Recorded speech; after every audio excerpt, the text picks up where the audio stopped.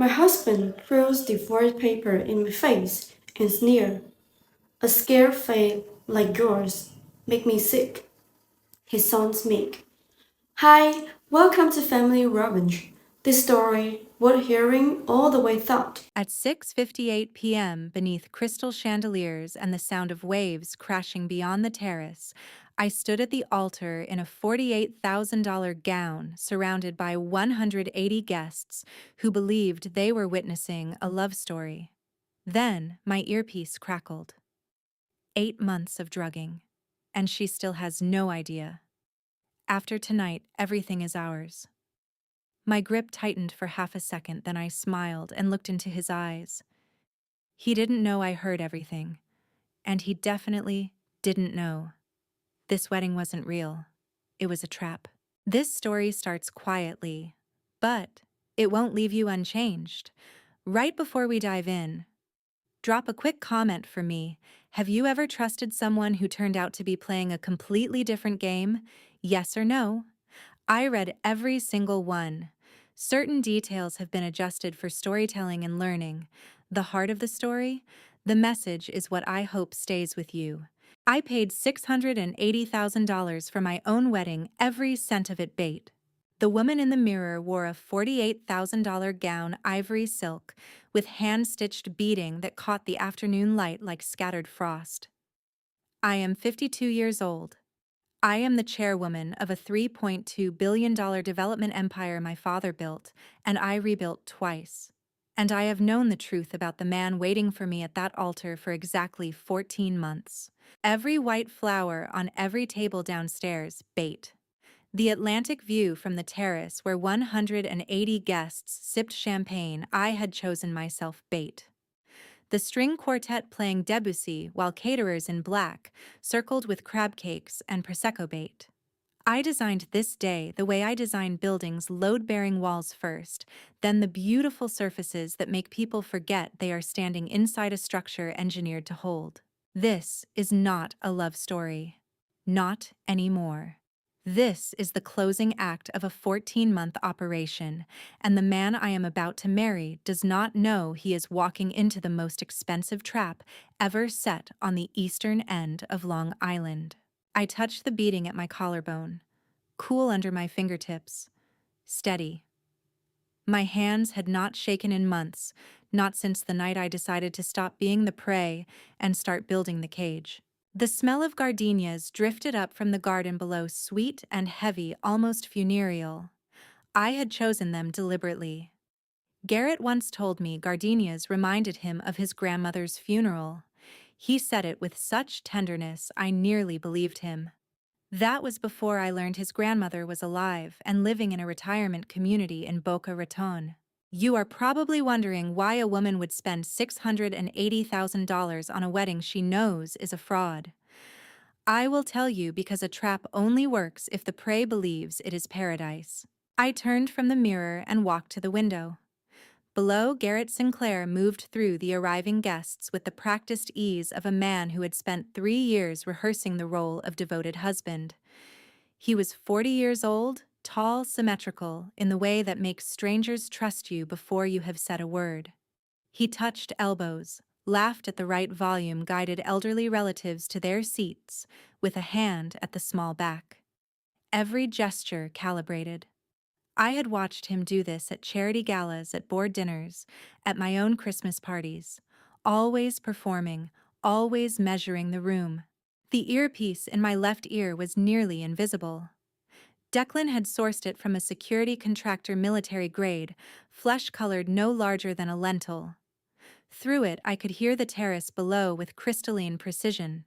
Garrett's mother stood near the garden railing, a sharp-boned woman in her late 60s, who wore borrowed designer as though it were armor. She leaned toward Ondine Callahan, 25, introduced to every guest as Garrett's cousin from Virginia. Ondine had a stillness about her that suggested she was cataloging the room rather than enjoying it. She is 52 and thinks she can buy love. Garrett's mother said, her voice thin and amused through the earpiece. 6 months we will see who bought whom. Ondine smiled. Not a warm smile, a confirming one. She will not even see it coming. Ondine said, light and certain as though discussing weather. I tasted the champagne I had carried upstairs. Dry, expensive. The bubbles prickled against my tongue like static. I swallowed and set the glass on the vanity without looking away from the window. They were wrong about everything. I had seen it coming 14 months ago. I had seen it documented. It built 6 alliances around it, and then, instead of running, I had decided to let them walk deeper into the structure I was building around them. Every month they thought they were getting closer to my money, I was getting closer to the evidence that would end them. The terrace doors opened below, and Celeste Hampton stepped out, 52, my closest friend, the woman who knew everyone worth knowing in Manhattan's philanthropic world. She spotted me at the upstairs window and her face tightened. She climbed the stairs 2 at a time, appeared at my suite door breathless. "How can you stand there smiling?" she whispered, gripping the doorframe. "I just heard what his mother said. Lorraine, how can you—" I shook my head once, slow, calm. "Because they will understand tonight," I said. Celeste stared at me. I watched the fear in her eyes shift not to understanding, not yet, but to something adjacent. Trust. She had known me for 23 years. She knew what my calm voice meant. "Tonight," she repeated. "Tonight." I lifted my champagne glass. The afternoon light caught the liquid gold inside it, and beyond the glass, beyond the terrace, beyond the 180 guests who thought they were witnessing a love story, the Atlantic stretched flat and gray to the horizon. By midnight, every person on that guest list would know exactly who Garrett Sinclair married, and exactly what he tried to steal. I finished the champagne, set the glass down, turned back to the mirror one final time. The bride looking back at me was not a bride. She was the last thing a predator sees before the cage locks shut. I picked up my bouquet, white gardenias, of course, and walked toward the door. The bouquet was still in my hand when the officiant asked if anyone objected. I smiled because the objection was not in a church pew. It was in my lawyer's office, notarized 3 weeks ago. Judge Howard Ballard stood at the altar with the serene authority of a man whose presence carried legal weight no guest could perceive. 65 years old, retired federal magistrate, a man who had overseen corporate filings for half the Fortune 500 companies on the eastern seaboard. To the guests, he was a family friend doing us an honor. To me, he was the signature that would make everything I had built in 14 months legally irrevocable. Garrett took my hands. His palms were dry, rehearsed even in his biology. "I promise to stand beside you in every decision, every challenge, every triumph." He set his voice steady, his eyes doing that thing that practice glisten, that look like tears if you did not know what real ones cost him. The script his lawyer helped him write. I had seen the drafts. Declan found them on a shared cloud folder Garrett forgot to restrict. Have you ever watched someone lie to you with tears in their eyes and felt nothing but arithmetic? I stood there calculating that sentence was lie number 44.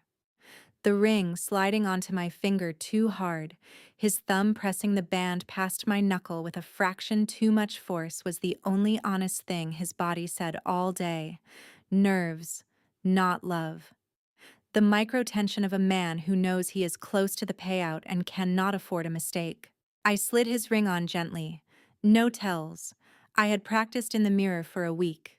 "By the power vested in me," Judge Ballard said, and I heard the rest of that sentence in 2 registers simultaneously, the ceremonial one floating over the garden, and the operational one locked in a briefcase in Eugene's car parked 40 feet from where we stood. Power vested. Yes, more than anyone on that lawn understood. The guests applauded. 180 people rising from white chairs, the Atlantic breeze catching the women's hats. Champagne flutes already being distributed by waiters who moved like choreography. Garrett kissed me. His lips tasted like mint and nothing. I kissed him back and thought of timetables. The reception passed in a blur of toasts and orchestrated warmth. I danced with him. I laughed at the right moments. I accepted congratulations from people who would read about this marriage's true nature in a newspaper within the month. Every handshake, every embrace, every whispered, "You look so happy," landed on me like data points in a spreadsheet I was filling in real time. By 11, the mansion had quieted. The last cars crunched down the gravel drive. The caterers packed stemware into padded crates. I stood on the master balcony in the dark, still in my gown, watching the garden below. The Atlantic wind carried salt through the open doors. I tasted it and thought that is what 3 years of manufactured love dissolves into. Salt and silence. Then Garrett appeared on the garden path, phone pressed to his ear. Pacing the flagstones in that measured stride I had catalogued 100 times, 12 steps east, turn, 12 steps west. He thought I was showering. He thought I was tired. He thought the woman he married was already asleep, dreaming of the life he had sold her. I did not need to hear the words. 3 weeks earlier, Declan had mirrored Garrett's phone contacts to a tablet I kept locked in my bedside drawer. The screen glowed in the dark below me, and I could see the contact name from 30 feet up the way you can read a billboard from a highway. Ondine? He whispered into that phone the way he used to whisper to me. Soft. Intimate. The cadence of a man speaking to someone he does not need to perform for. I had been the rehearsal for 3 years. She was the real audience. Or perhaps they were both audiences for each other, and the only real performance was the one they ran together on me. I did not feel rage. I had burned through rage 11 months ago alone in my office at 2 in the morning reading transaction records until my vision blurred.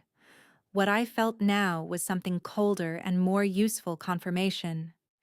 Every piece of evidence, every alliance, every dollar I had spent on this wedding confirmed, justified, ready. 14 months ago, my son placed a manila folder on my desk at 9 in the evening. I opened it. I read it. And I sat in silence for 4 hours. That was the last time I cried for Garrett Sinclair. He called her on our wedding night. I was not surprised. I was counting. Because in exactly 8 hours, when the sun came up over that ocean, the man sleeping downstairs would walk into a room he was never meant to leave the same way he entered. But first you need to understand what my son showed me 14 months ago. You need to see what I saw. Because everything I did after that night, every choice, every lie I told to match his lies, every person I recruited, and every dollar I spent, all of it, traces back to a single file, a single number, and a 26-year-old boy who loved his mother enough to follow a stranger for 3 weeks. January 2023, 14 months before the wedding. This is where it started. My son walked into my office at 9 on a Tuesday evening carrying a folder that would dismantle every feeling I had had for 3 years in under 4 minutes. Declan Ashford, 28. The only person in my life who had never once asked me for anything he had not already tried to earn himself. He ran a cybersecurity startup on the 4th floor of this same building, my first investment in him, his first proof he deserved it. He placed the manila folder on my desk without preamble, without apology, without the softening preamble most people use when they are about to ruin someone's evening. "Mom, someone paid him to approach you," he said. $2 million, 3 days before he walked up to you at that exhibition. I opened the folder. Bank records, a wire transfer from an offshore account to a domestic holding company registered to a name I did not recognize, routed, laundered, and deposited into an account Garrett controlled. The timestamp was 3 days before he appeared beside me at the Whitfield Gallery, 3 days before he said the thing about the Rothko that made me laugh, 3 days before I gave him my number and thought it was my idea. Beneath the bank records, surveillance photographs. Garrett and a young woman on a balcony in Fort Lee, New Jersey. His hand on her waist, her head tilted toward his shoulder. The metadata stamp read, 6 months before our so-called chance meeting. 6 months before he told me I was the first woman to make him feel safe. $2 million. That is what my love was worth to whoever designed this. Not a compliment. A price tag. Someone looked at my net worth, my age, my widowhood, and calculated exactly how much it would cost to place the right man in the right gallery on the right evening. And they were correct. It cost $2 million. And it worked for 3 years. I did not cry. I want to be clear about that. I sat behind my desk and I read every page in that folder, 16 pages single-spaced, and I felt my chest compress the way it does when an elevator drops too fast. But I did not cry. I had cried when my husband died. I had cried when my father died. I would not waste that on a man who had purchased his way into my life like a contractor bidding on a project. Who paid him? I asked Declan. The only question that mattered. I don't know yet, he said. But I know who can find out. He meant Simone. Of course he meant Simone. Declan left at 10.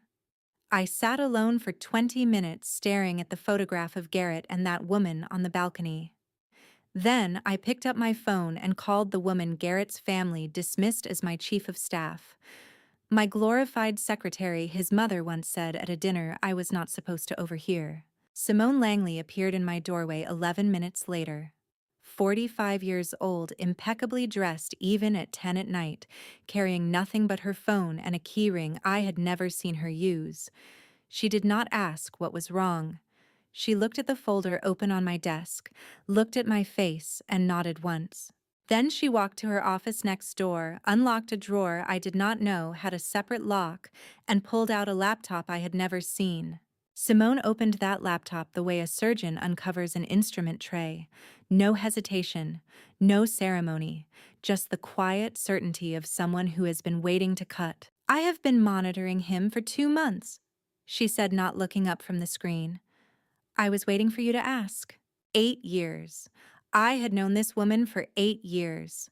She managed my calendar, my correspondence, my board communications.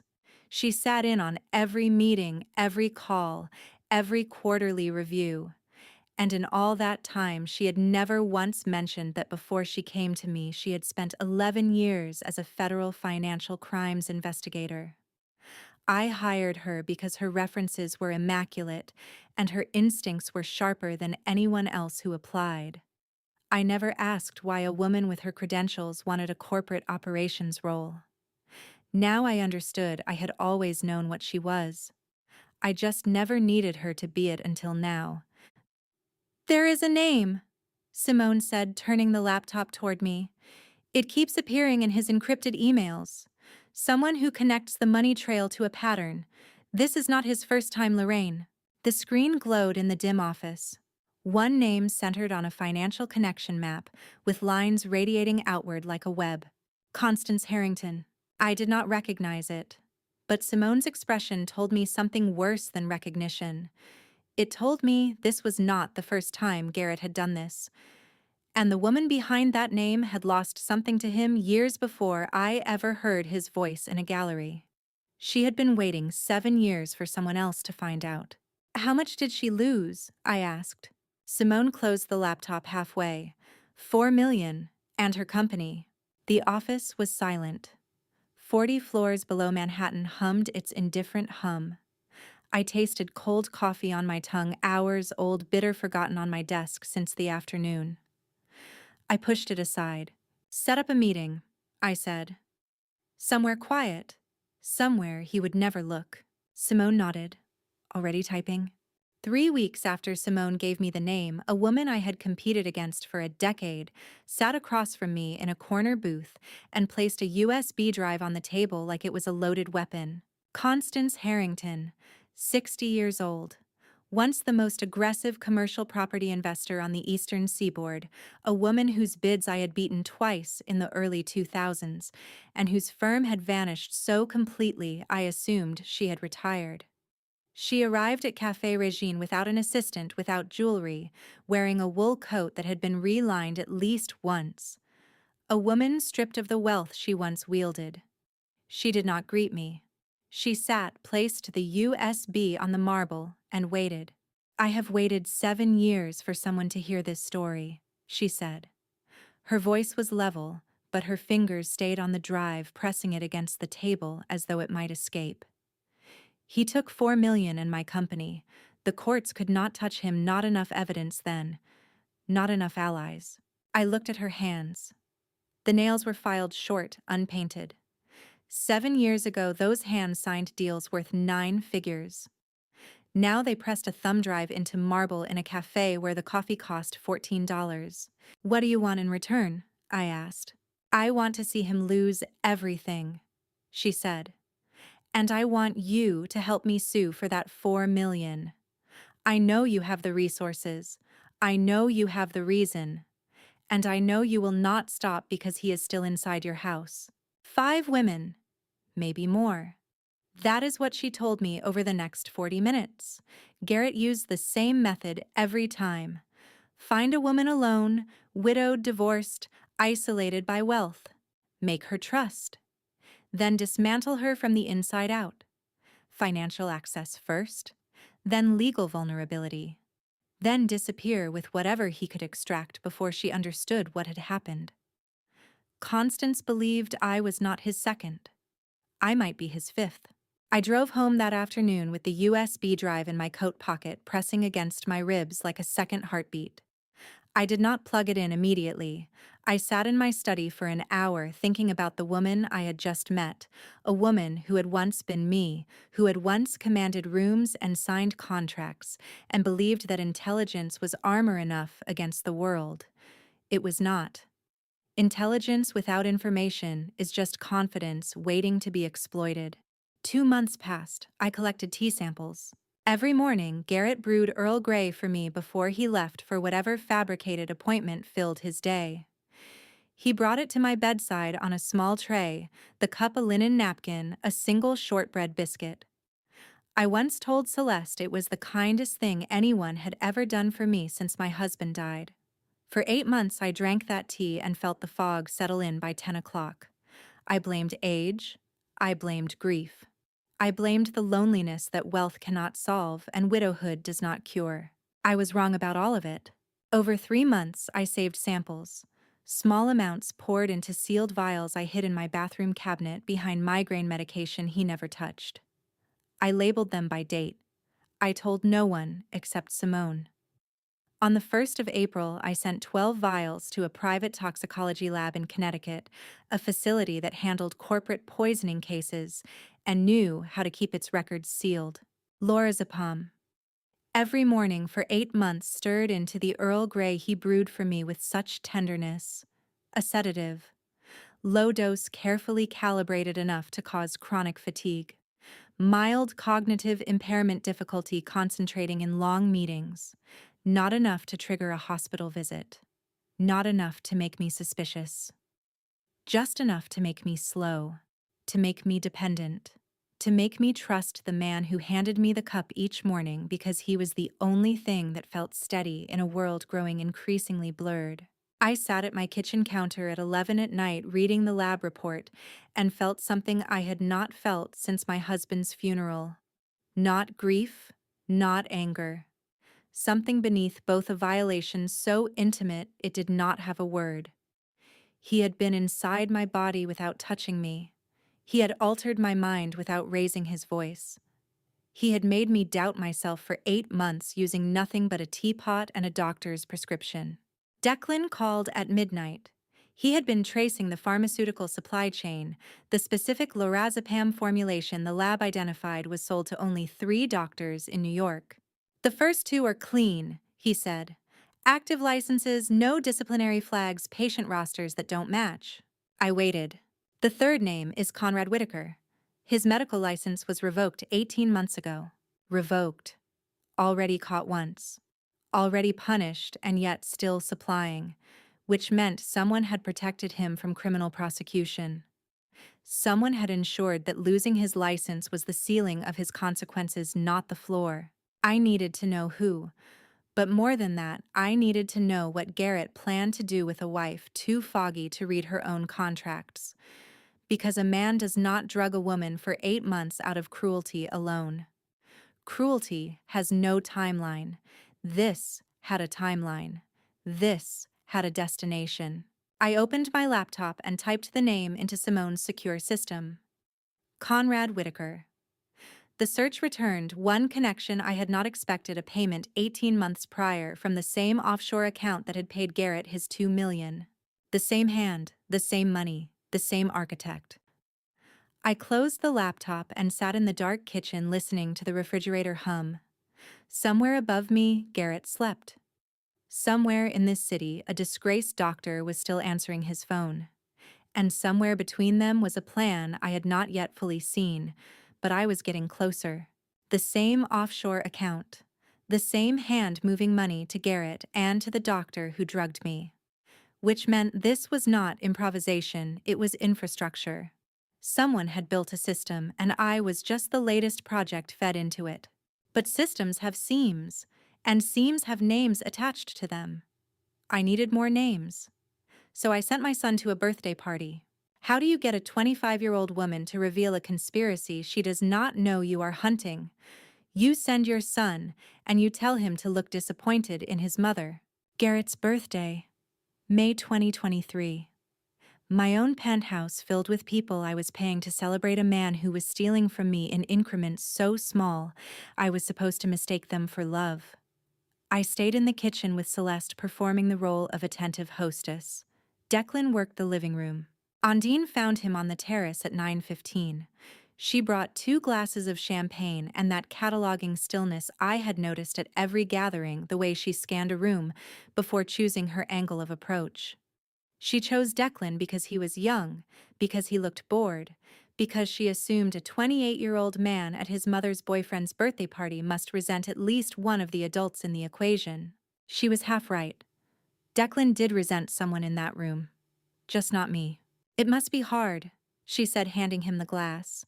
Having a mother so focused on work she forgets the people around her. Declan shrugged, sipped. Let the silence do the work. You have no idea, he said. A baby. Whose baby? And why would that detail matter to a woman posing as my husband's cousin from Virginia? I would not learn the answer to that question for another 3 months. But the word landed in Declan's report that night like a grenade with a delayed fuse. Ondine relaxed around him. She touched his arm twice, a gesture of familiarity she had not earned, and he did not reciprocate. She leaned in, lowered her voice to that register people use when they believe they are speaking to an ally. Things will be different after the wedding, she said. 6 months. Everything changes. For everyone. Declan did not push. He nodded. He let her feel heard. He excused himself 10 minutes later, kissed me on the cheek in the kitchen, the picture of a dutiful son making his exit, and texted me from the elevator at 11. 6 months after the wedding, a specific timeline, and a baby. I read his text in the dark of my bathroom, the phone screen reflecting off the mirror tiles, and I understood something new. This was not just about money. There was a child involved. Garrett had a life with Ondine that produced a child whose existence was part of whatever architecture they were building around me. 6 months after the wedding. That was when they planned to extract whatever they were after. That was my deadline, and now it was theirs. 4 days later, I sat across from Eugene Thornton in his office on the 17th floor of a financial district building that smelled like old leather and fresh coffee. Eugene was 55 years old, built like a man who ran 5 miles every morning and billed $400 an hour every afternoon. 15 years earlier, I had funded his wrongful conviction appeal, 18 months of legal warfare that freed him from a securities fraud charge another man had committed in his name. He never forgot. He never would. Eugene laid out my asset structure the way an engineer shows you the blueprint of a bunker.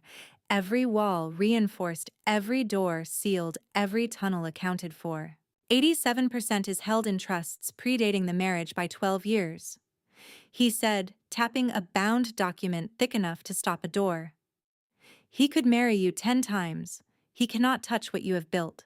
I felt the tension in my shoulders release by a single degree. 1 degree. That was all I could afford. But defense is not enough, Eugene said. He leaned forward, forearms on the desk, hands folded, the posture of a man asking a question he already knows the answer to. How do you want it to end? I looked at him. I thought about Constance and her $4 million. I thought about the tea and the fog and the 8 months I spent believing I was aging faster than I should. I thought about the boy in that apartment in New Jersey, a child who did not choose his parents or their profession. I thought about the offshore account and the disgraced doctor and the system that connected them all. Then I said it. I want them to destroy themselves. I do not want to have to do anything. I said it calmly. The way you place a stone on a board in a game your opponent does not yet know has started. Eugene nodded once, the slow, deliberate nod of a man who had been waiting for exactly that answer. He opened a drawer, pulled out a legal pad, and wrote 3 words at the top: offensive phase 1. What neither of us knew yet, what I could not have calculated sitting in that leather chair with the February sun cutting through the blinds, was that making them destroy themselves would require me to keep living with my destroyer for another 10 months. 10 months of drinking the tea he made me. 10 months of kissing him goodnight. 10 months of watching him rehearse tenderness while I rehearsed patience. But I had Eugene. I had Simone. I had Declan. And I had a deadline. 6 months after the wedding. They thought it was theirs. It was mine. 10 months. That was the price of patience. 10 months of breakfasts. 10 months of goodnight kisses. 10 months of drinking tea. I now poured down the sink the moment he left the room. The offensive had begun, and the first move belonged to him. On a Sunday morning in June, Garrett slid a document across the breakfast table with the same easy smile he used when he told me he loved me. Fund management authorization. He framed it as concern. My workload was too heavy, my schedule too packed. Let him handle some of the smaller investment decisions so I could focus on the projects that mattered. I just want to help lighten your load, sweetheart, he said. Let me handle some of the smaller fund decisions so you can focus on the big projects.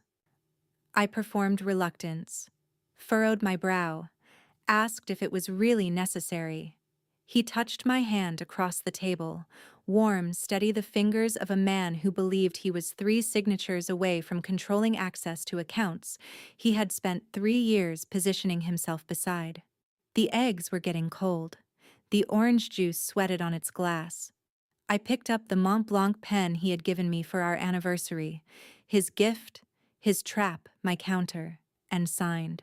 The paper under my pen was worth less than the napkin beside my coffee. Eugene had prepared it 3 weeks earlier, identical formatting, identical header, identical signature line. But the binding language, the 3 paragraphs that would have given Garrett legal authority over any fund, had been replaced with placeholder text so generic it would not survive a first-year law student's review. I signed a blank. He received a trophy. He photographed a blank piece of paper and sent it to his team like a victory flag. I watched him do it in the hallway mirror's reflection as I carried my plate to the sink. Within 30 seconds, the image was sent. I poured myself more coffee and thought, this is what overconfidence looks like when it meets preparation. Garrett left for the gym at 10. I called Eugene at 10:03. He signed, I said. He took, Eugene corrected. You gave him nothing. Now we wait for him to try to use it. Waiting. The hardest part of any operation is the silence between moves. June passed. Garrett made no attempt to access anything he was patient to in his way. He was waiting for the wedding. The 6-month timeline Ondine had mentioned. Everything hinged on the ceremony that would make him in his calculation legally adjacent enough to begin the real extraction. July brought something unexpected. Celeste called me on a Tuesday afternoon, breathless, her voice pitched higher than I had heard it since the night her divorce was finalized 8 years ago. Lorraine. I just saw Garrett having lunch with a woman, she said. Older, dark coat, no jewelry. They looked like they were negotiating something. A restaurant on 53rd. I was across the street, and I swear. I know, miss, I said. I arranged it. Silence. 3 full seconds. You what? How does a man forget a woman he stole $4 million from the same way he forgets every woman, by never seeing them as people in the first place? They are projects, revenue streams, temporary structures he inhabits and abandons. He does not remember faces because faces were never the point. The money was the point. The control was the point. The woman was just the vehicle. Constance Harrington had walked into that restaurant wearing a different hairstyle, 7 years older, stripped of the confidence and jewelry that had once defined her public persona.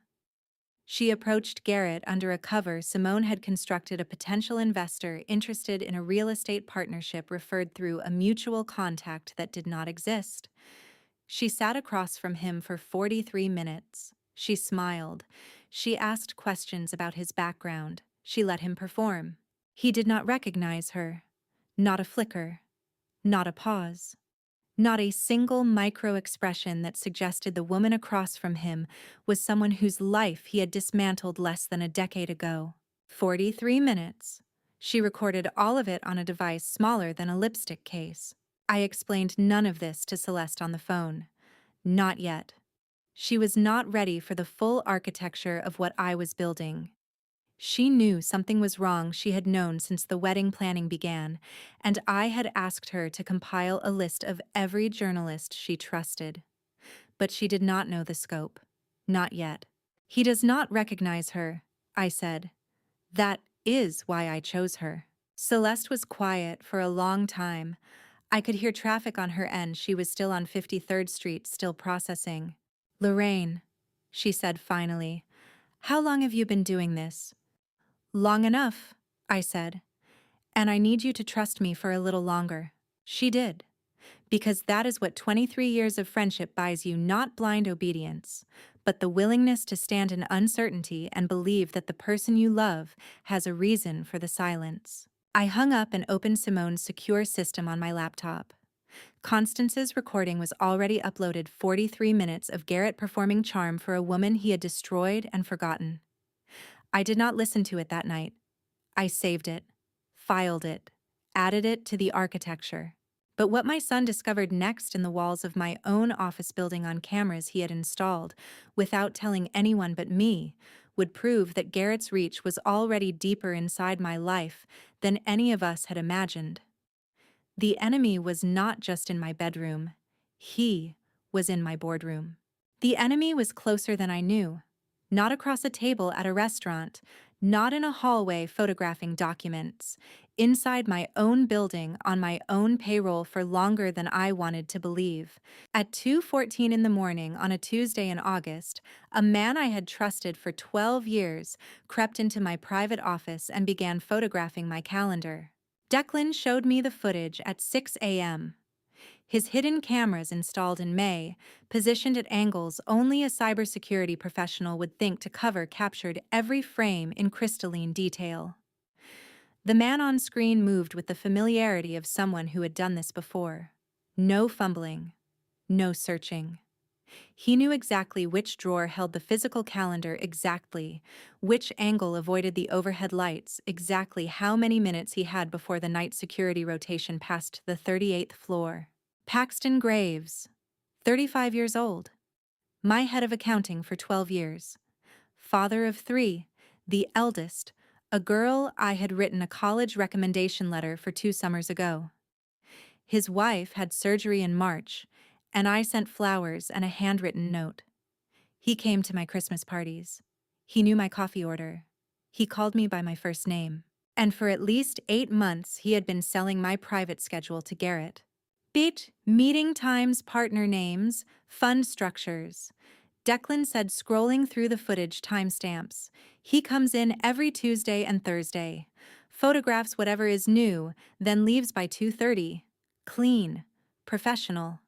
He probably does not even feel guilty anymore. 12 years of trust. 3 children whose birthdays I remembered. And all of it traded for whatever Garrett was paying him monthly, which, knowing Garrett, was not nearly enough. That is the thing about men like Garrett. They underpay their accomplices because they believe loyalty can be purchased cheaply once the first transaction is complete. They are usually right. I did not fire Paxton. I did not confront him.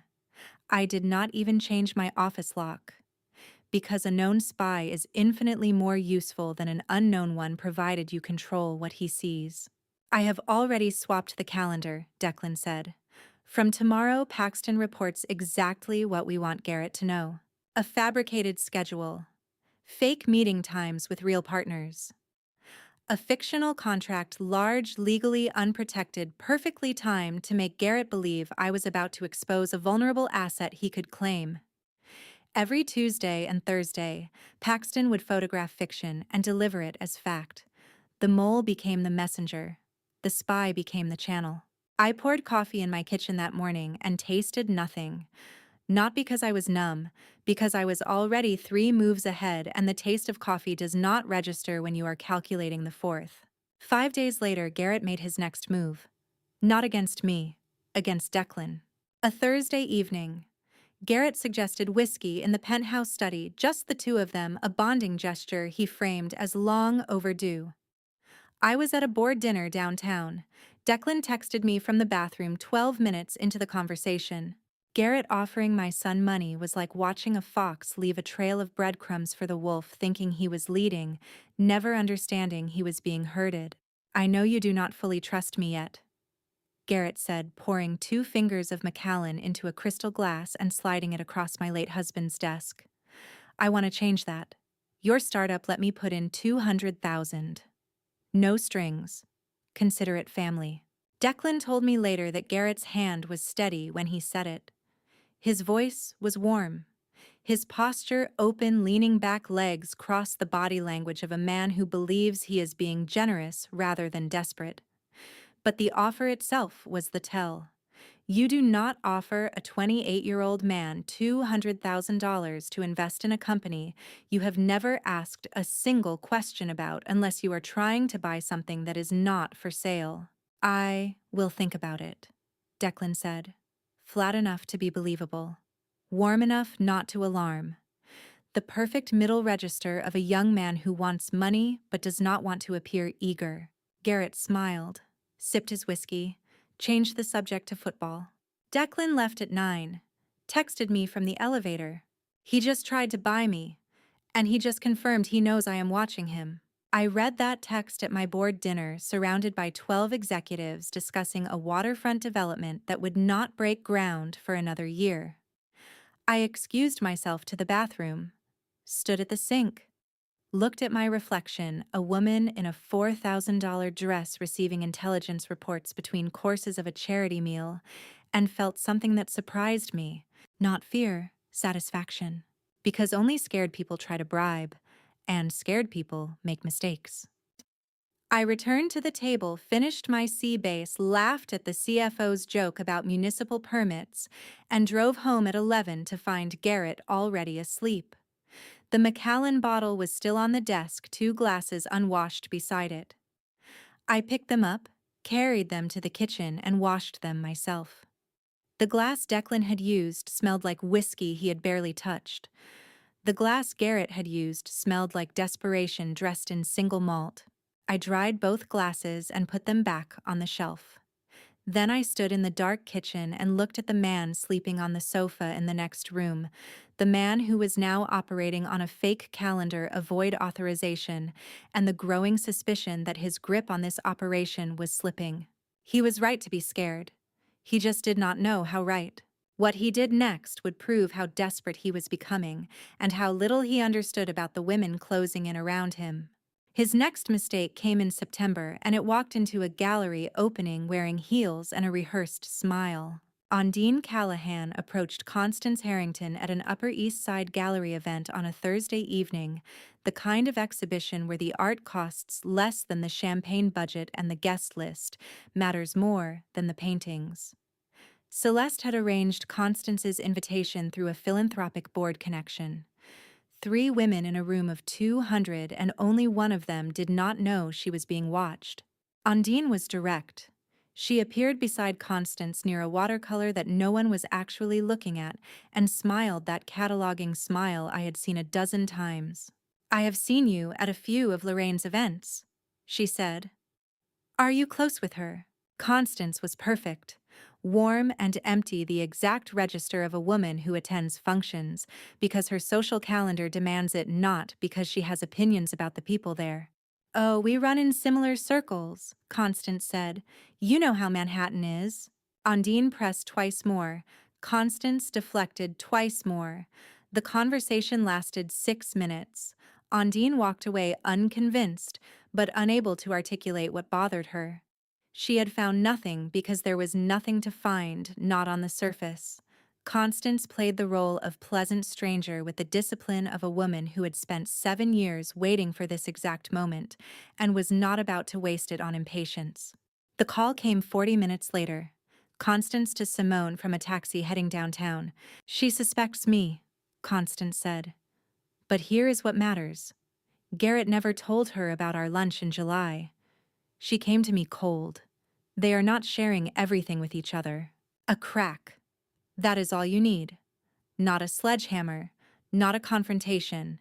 Just one fracture line in a partnership built on mutual greed, and patience does the rest." Garrett and Ondine operated as a unit, but they did not trust each other completely. He withheld information from her, which meant she probably withheld information from him. Which meant that when the time came to apply pressure, I would not need to break them both.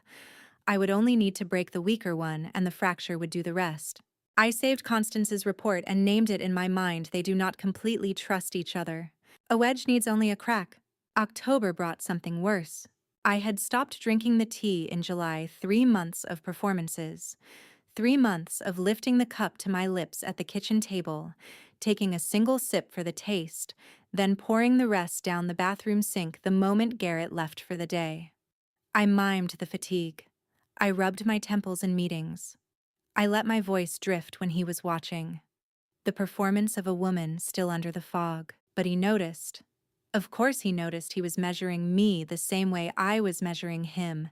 And somewhere between August and October, my performance slipped by a fraction. Maybe I answered an email too quickly. Maybe I challenged a board member with too much sharpness. Maybe I simply looked at him one morning with eyes that were too clear. He called Conrad Whitaker on October 14th. I know the date because Whitaker called Simone 11 minutes later. Conrad Whitaker, 50 years old, a psychiatrist who had lost his medical license 18 months prior for overprescribing controlled substances to 3 patients, one of whom ended up hospitalized. He should have faced criminal charges. Someone ensured he did not. That someone continued to pay him for services that no licensed doctor would provide. Double the dose. He said it the way someone asks a waiter for more cream, casual, entitled, as though the substance in question was not slowly poisoning the woman he had promised to cherish. Whitaker reported every word to Simone within the hour. He was not loyal to us, he was loyal to whoever frightened him most, and Constance had visited him in August with documentation that could send him to prison for the original overprescription cases. Fear is a leash. We held it tighter than Garrett did. Simone's message arrived on my phone at noon while I sat in a board meeting discussing the waterfront project timeline. He requested double the dose. Whitaker reported immediately. At this concentration, we are no longer talking civil damages, this is criminal prosecution territory. I read it beneath the conference table. My face did not change. I asked the project manager a question about the environmental impact study. I took notes. I smiled at the appropriate moment. That evening, I watched Garrett make my tea. The same careful ritual kettle loose leaves the ceramic pot he bought at a market in Vermont during a weekend trip I once thought was romantic. He poured. He set the cup beside me on the nightstand. He kissed my forehead. "Sleep well, sweetheart," he said. I smiled. I waited for him to leave the room. I sealed the cup in a plastic evidence bag number 14 in the collection Simone kept in a locked storage unit in Queens. Dated it. Labeled it.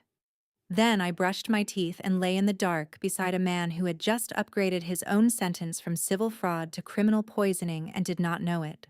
His doctor was already ours. His mole was already feeding him fiction. His partner did not fully trust him. And now his own escalation had handed us the criminal charge that would make every other piece of evidence land with the weight of a federal case. But what I learned next, buried in the final pages of Constance's 7-year-old files, would rewrite everything I thought I understood about who Garrett Sinclair was, and what he had done to a 16-year-old girl named Ondine. The last page of Constance's file was not about money. It was a photograph of a girl 16 years old standing next to the man I married. The date stamped in the corner was 9 years before he ever spoke my name. Ondine Callahan, 16 in that photograph, standing beside a 31-year-old Garrett Sinclair outside a suburban house in Delaware with a sold sign on the lawn. Her mother's house, the house Garrett's scheme had forced into foreclosure 6 months earlier. He had destroyed the mother, and then, with the patience of something I do not want to name, he had taken the daughter. Constance's notes were clinical. She had pieced this together over years of obsessive research after her own loss.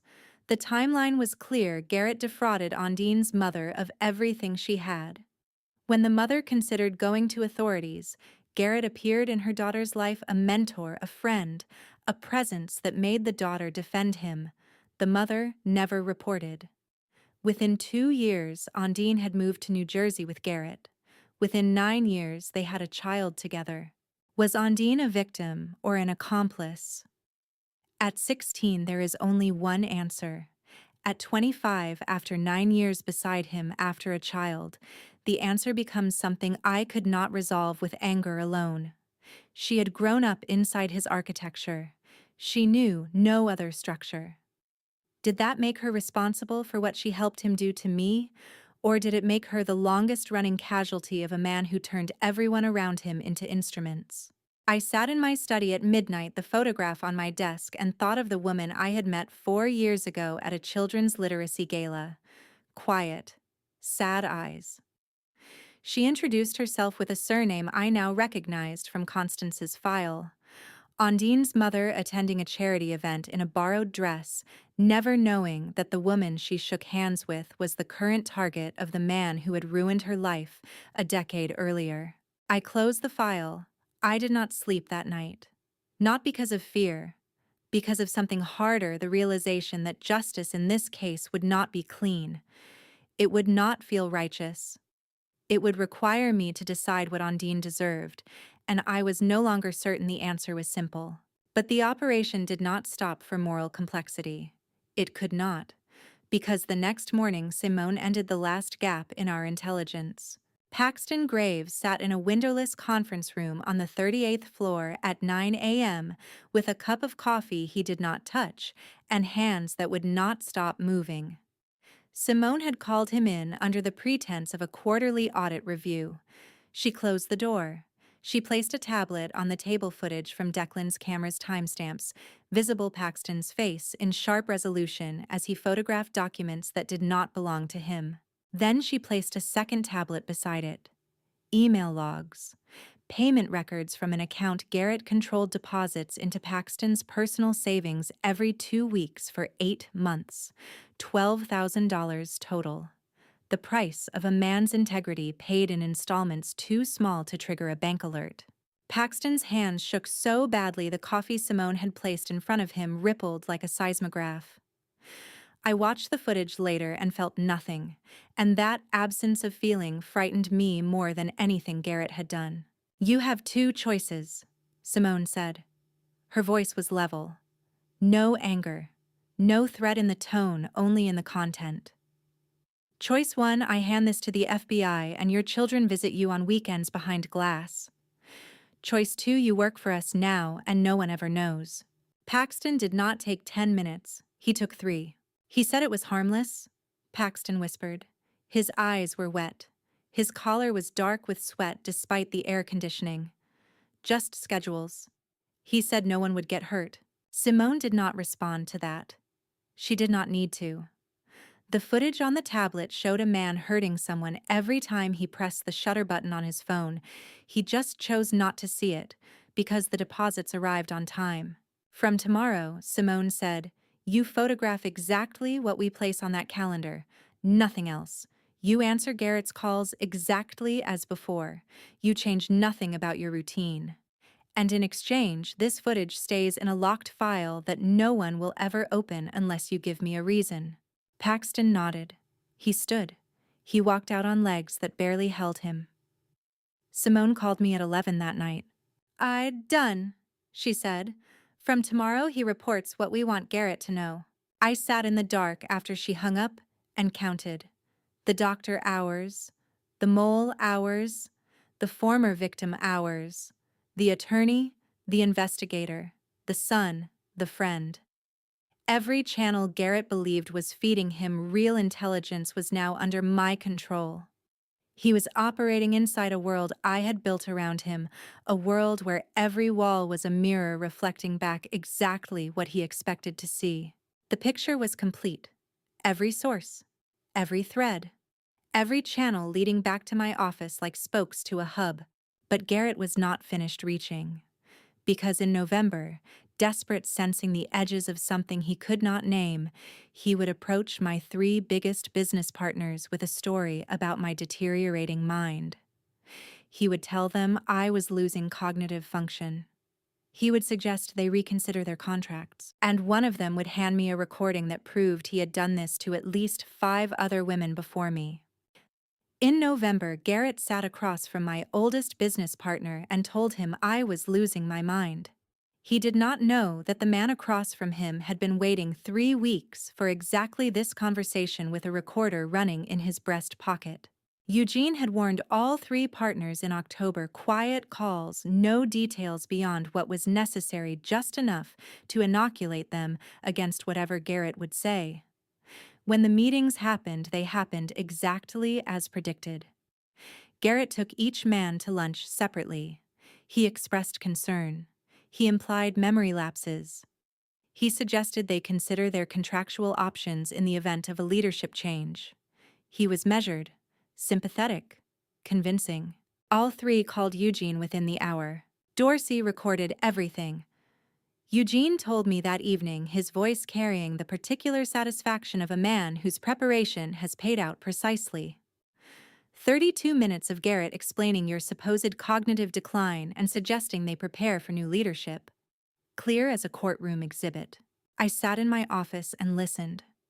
I did not feel surprise. I felt the weight of confirmation, the heaviest kind. "There is more," Eugene said. He paused. I heard him shift in his chair, the creak of old leather. "He has done this before. Not just Constance. I have found at least 5 other women in the past 7 years. Same method. The cognitive decline narrative, then asset seizure, then disappearance. 5 women.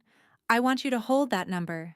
5 women who loved a man built entirely of calculation, and every one of them was told she was imagining things until she had nothing left. 5 women who sat in kitchens drinking tea they did not know was poisoned, who watched their businesses erode, who lost partners and contracts and confidence, and blamed themselves. Because that is what this method does. It does not steal from you. It makes you believe you are losing yourself. I was number 6, or maybe number 7. The count no longer mattered. What mattered was that I would be the last. The recording from Dorsey's meeting arrived encrypted on Simone's system the following morning. I listened to it once. Garrett's voice, warm, concerned, brotherly, explaining to a man I had worked with for 15 years that my memory was deteriorating and that he feared for my well-being. He sounded convincing. He sounded like someone who loved me. That was the most disturbing part. But Garrett had made another move I did not learn about until Declan traced it 2 weeks later. A journalist. Garrett had been feeding documents to an investigative reporter, medical records he had fabricated with Whitaker's help, concerned emails from colleagues he had forged a narrative of mental decline, packaged for publication. The article was meant to appear before the wedding, a preemptive strike on my credibility that would make everything he did afterward look like the actions of a responsible husband managing a sick wife's affairs. A journalist is a loaded gun. It does not care who pulls the trigger, it only cares about the story. And the story Garrett placed in her hands was fiction dressed as concern. So I pulled the trigger first. Nell Dorsey, not the partner, but the journalist. Same surname, no relation. A veteran investigative reporter with a reputation for exposing financial fraud, 48 years old, wire-rimmed glasses, and the posture of a woman who had never once published a retraction. Garrett chose her because she was credible. I chose to approach her because she was honest. We met at the cafe on the Upper East Side on a Tuesday afternoon in late November. I brought a briefcase. Inside Constance's file, the lab results the recording from the partner meeting, the payment records linking Garrett to Whitaker, and the surveillance photographs from Fort Lee. I placed them on the table between our coffee cups and waited. She read for 40 minutes without speaking. Her coffee went cold. So did mine. The cafe smelled like roasted hazelnuts and old wood, and the traffic outside moved in a steady hum that neither of us heard. Then she turned off her recorder, the one that had been running since I sat down, and looked at me. "You just gave me a much better story," she said. "The one they were feeding me is a puff piece compared to this." "I need you to hold it," I said. Not one word until the day after the wedding. She studied me. Measuring. Journalists measure the way surgeons do. They need to know how much you can withstand before they cut. "When do you want me to publish?" she asked. "The day after the wedding, not a minute earlier." She nodded. She understood. The timing was the architecture published before the wedding, and Garrett runs. Publish after, and he is already inside the trap, already married, already on record, already committed to every lie he has told. The wedding was not a celebration. It was a lock. I left the cafe with an empty briefcase and a lighter chest. Garrett had built a weapon aimed at my reputation. I loaded it with his own ammunition and pointed it back. Every piece was in position now. The legal fortress. The turned mole. The flipped doctor. The reversed media campaign. The pre-warned partners. The invisible former victim feeding intelligence. The son who had started it all with a manila folder on a Tuesday night. All that remained was the wedding itself, the final lock, the closing gate, the last performance. But in December, when Garrett read the fabricated calendar through his compromised spy and decided to accelerate his entire timeline, I would learn that even the best traps can be tested by a predator who moves faster than you expected. December. The fake calendar did its work and did it too well. Garrett moved up the timeline by 5 months in a single phone call. For the first time since I started this operation, I felt the ground shift beneath my careful planning. Simone's report arrived at 7 a.m. on a Wednesday. Paxton had delivered the fabricated calendar showing an unprotected contract worth $800 million scheduled for signature in early spring. Garrett read it, panicked, and called Ondine within the hour. Declan's monitoring system captured the conversation in full. "There is no time," Garrett said. His voice carried an edge I had never heard in 3 years of living with him. Not the smooth confidence, not the rehearsed warmth. Something raw, urgent. The sound of a man who sees a window closing and cannot afford to miss it. "This window closes in weeks. We act within 30 days of the ceremony, not 6 months." Ondine pushed back. Her voice was measured but tight. "If we rush this, we make mistakes. You promised me we would be careful." "Careful doesn't apply anymore," he said. "She's about to sign something that changes the landscape completely. We move fast or we lose everything." When you design a trap to work on a 6-month timeline and your target decides to sprint into it in 30 days, is that a victory or a complication? Both. He swallowed the bait whole, which meant the fabrication worked, but 30 days instead of 6 months meant I had less runway too. Every piece of my architecture had to be ready by the wedding, not after it.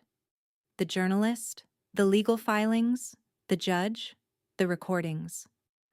All of it compressed into a window that was suddenly 3 months narrower than I had planned. I called Eugene that afternoon. "He is accelerating," I said. 30 days post-ceremony. Can everything be ready?" Eugene was quiet for 4 seconds. I counted. Then, "It can. But there is no margin for error. If any piece fails—" "Then no piece fails," I said. Another silence. Then, I will begin restructuring the filing schedule tonight. That was Eugene. No drama, no wasted motion, just recalibration and execution. I hung up and stood at my office window watching Midtown darken into evening and thought about the woman on the other end of that intercepted call. Ondine had pushed back. She had said careful. She had said mistakes. She was worried not about me, not about morality, but about exposure. A worried accomplice is a vulnerable one. That fracture I had identified months ago was widening under pressure. Garrett's acceleration was his mistake. He just did not know it yet. But December brought something else. Something I had not orchestrated. Something that came from outside my architecture entirely, from Celeste acting on the instinct of a friend who could not stop watching, could not stop worrying, could not stop pulling threads. She called me on a Saturday afternoon 3 days before Christmas. Her voice was shaking. "Lorraine, she does not exist before 7 years ago." I set down my pen. Celeste had hired a private detective. Not at my request. Not through Simone's network. On her own, driven by something she had seen in Ondine's stillness at every gathering, the cataloging eyes, the performed ease, the way a 25-year-old woman carried herself like someone who had been watching adults operate since before she was one. "No records," Celeste continued. "No social media, no school enrollment, nothing public before 2016. My detective found photographs from 8 years back. She was a teenager, Lorraine. Standing next to Garrett at a party in Delaware. She was a child. I already knew this. I had read it in Constance's file weeks earlier, but hearing it from Celeste, hearing her voice crack on the word child, gave it a different weight. This was not intelligence anymore. This was a friend telling me something that horrified her. A child, 2 years old, living in an apartment in New Jersey with a mother who was 16 when the man in my bed first touched her life. And I was supposed to destroy them both. "She is not his cousin," Celeste said. She was crying now, quiet, restrained the tears of a woman who had built her life on knowing people, and had failed to see what was standing in front of her at every dinner party for 3 years. "And Lorraine, they even have a child together." I did not answer immediately. I sat with that sentence.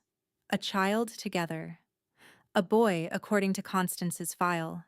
2 years old. Born in a hospital in Hackensack.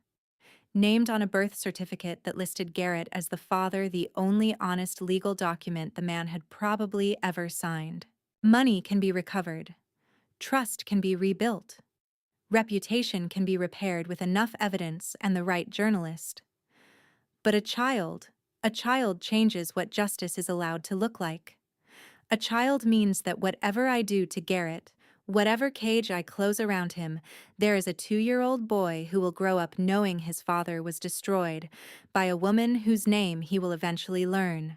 I sat with that for an hour after Celeste hung up. The apartment was silent. Garrett was at the gym or wherever he went when he said he was at the gym. The city hummed 40 floors below me. I tasted nothing.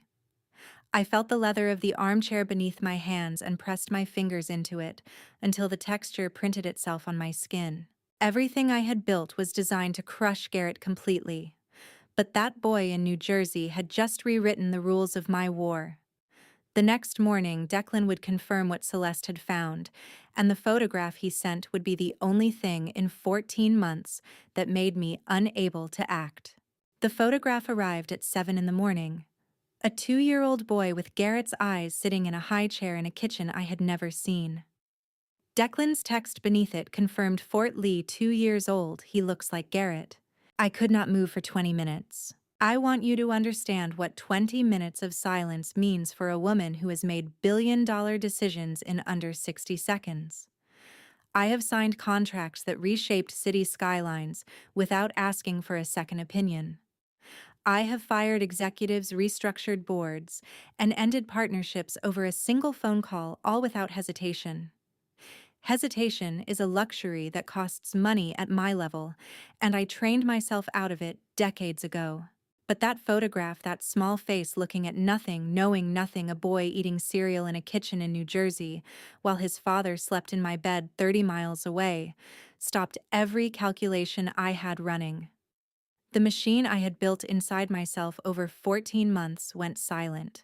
Not broken, not malfunctioning, just suddenly aware that some variables do not reduce to strategy. I enlarged the image. Small hands wrapped around a blue plastic cup. A bib with a cartoon I did not recognize. Behind him on the refrigerator, crayon drawings held by magnets. A life, tiny, ordinary, completely unaware of the architecture of lies that supported it. Destroying Garrett completely meant destroying the world around that child. The apartment, the stability, whatever version of normalcy Ondine had constructed in that kitchen, all of it would collapse if I executed my plan as designed. And whatever Ondine had done, whatever she had chosen or been groomed into choosing, that boy had not chosen anything. He was two. He ate cereal. He drew with crayons. I set the phone face down on my desk and pressed my palms flat against the wood. Felt the grain under my fingertips. Breathed. Counted. The smell of coffee drifted from the kitchen, Garrett's morning routine still running like clockwork in the other room. I heard him open a cabinet. Close it. The clink of a mug. The sound of a man who had no idea that a single photograph had just introduced a variable his target could not ignore. At 7:22, I picked up the phone again, not to look at the photo, to call Eugene. He answered on the second ring. He always did. When I called before 8, it meant something had changed. "We need to adjust the plan," I said. "There is a baby." Silence. 5 seconds. I heard Eugene shift the creak of his desk chair, the sound of a man recalibrating. "How old?" he asked. "2." Another silence. Longer this time. Eugene had children of his own, grown now, but I remembered them at 2, at 5, at 10. I remembered his face when he came home from prison after the wrongful conviction was overturned, and his youngest did not recognize him. That memory lived in both of us. Eugene did not ask me why I cared about the child of the people trying to destroy me. He did not need to. He had known me for 15 years, long enough to know that winning at the cost of an innocent was the one kind of losing I could not survive. "You want to protect the child?" he said. "Not a question. I want to make sure our plan does not harm a child who knows nothing about any of this story." I heard him exhale. Then the sound of a drawer opening, a legal pad being pulled out. I knew the sound by now, the specific rustle of Eugene beginning to restructure something. "That changes the end game," he said. "Total destruction is off the table. We cannot collapse Ondine entirely. The child needs a functioning parent, which means we need cooperation, not annihilation." "Yes, you need Ondine herself," he said, "not as a target, as a cooperator, willing, with guarantees." I knew. I had known it the moment the photograph loaded on my screen, known it the way you know something with your body before your mind catches up. The plan could not be a sword anymore. It had to be a scalpel. Garrett destroyed. Ondine given a path out. The child untouched. "Can you restructure by morning?" I asked. "I can restructure by tonight," he said. "But Lorraine, cooperation means leverage. You need something that makes Ondine choose you over him. Not fear alone. Something that shows her he was going to betray her too." "I know," I said. And I did know. Because buried in Simone's intercepts from the past month was a conversation between Garrett and a contact I had not yet identified, a conversation in which he discussed leaving the country alone with liquid assets within 60 days of the wedding. Alone. No mention of Ondine. No mention of the child. He was going to run, and he was going to leave them behind the same way he left every woman behind. Ondine did not know this yet, but she would. I hung up and looked at the photograph one more time. Then I closed it and opened Simone's secure folder. There was work to do, a different kind of work now. Not the work of destruction, The work of finding the precise piece of evidence that would make a 25-year-old mother realize that the man she had built her life around was already planning to disappear without her. The only person who could deliver that evidence was already watching Ondine, had been watching her for weeks, waiting for the right moment. And that moment was coming. Because somewhere in a coffee shop in Fort Lee, a young woman was about to learn that love built on a predator's architecture does not survive the first honest conversation. Simone delivered the evidence on a Tuesday in late January. She sat down across from Ondine Callahan without introducing herself, placed a sealed envelope on the table, and said 5 words, "You know who I am." Ondine did not run. She did not deny. She looked at the envelope the way a person looks at a letter they have been expecting and dreading in equal measure, and she opened it. Inside documentation showing Garrett's dealings with women Ondine had never heard of. Constance's case file summarized redacted where necessary but damning in its clarity. A pattern of serial fraud spanning 7 years and at least 5 victims. And the piece Simone saved for last, a transcript of Garrett's intercepted conversation about leaving the country alone. No mention of Ondine. No mention of the child. He did not tell you about Constance Harrington, Simone said. He did not tell you about the 5 women before her. And he will not tell you when he decides you are a liability instead of a partner. Ondine stared at the papers. Her composure, that cataloging stillness I had observed at every gathering for 3 years, cracked along a seam I had not known existed. Her jaw tightened.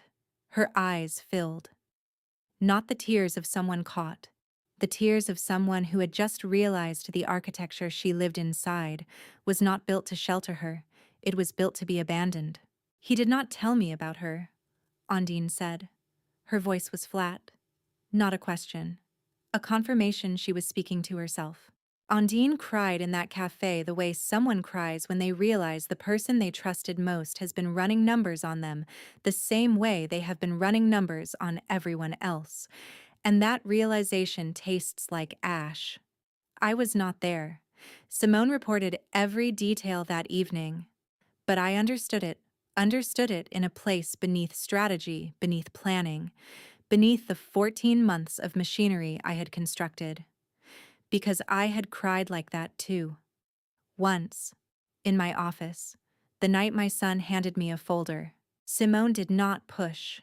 She left her card. She left the envelope. She said one sentence before standing. When you are ready to talk about what happens next for you and for your son, call this number. Ondine did not call that night, or the next day, or the day after, but she kept the envelope. And 3 weeks later, she would text a single word at 2 in the morning that would change everything. For now, she was processing. I could wait, but February brought a threat I could not wait out. Declan appeared in my office on a Wednesday morning with his laptop open and an expression I had not seen since the night he first handed me the manila folder, the look of someone delivering news that upgrades the stakes beyond what either of us had prepared for. He is not going after the trust anymore, Declan said. He turned the screen toward me. Email intercepts, communication logs. A name I recognized, Carmichael Group, one of our largest competitors in the waterfront development space. He is targeting the waterfront project. He is trying to sell insider details to Carmichael before our announcement date. I stared at the screen. The waterfront project, $800 million, 4 years of planning 6 neighborhood developments, 400 construction jobs, and the single largest contract my company had ever undertaken.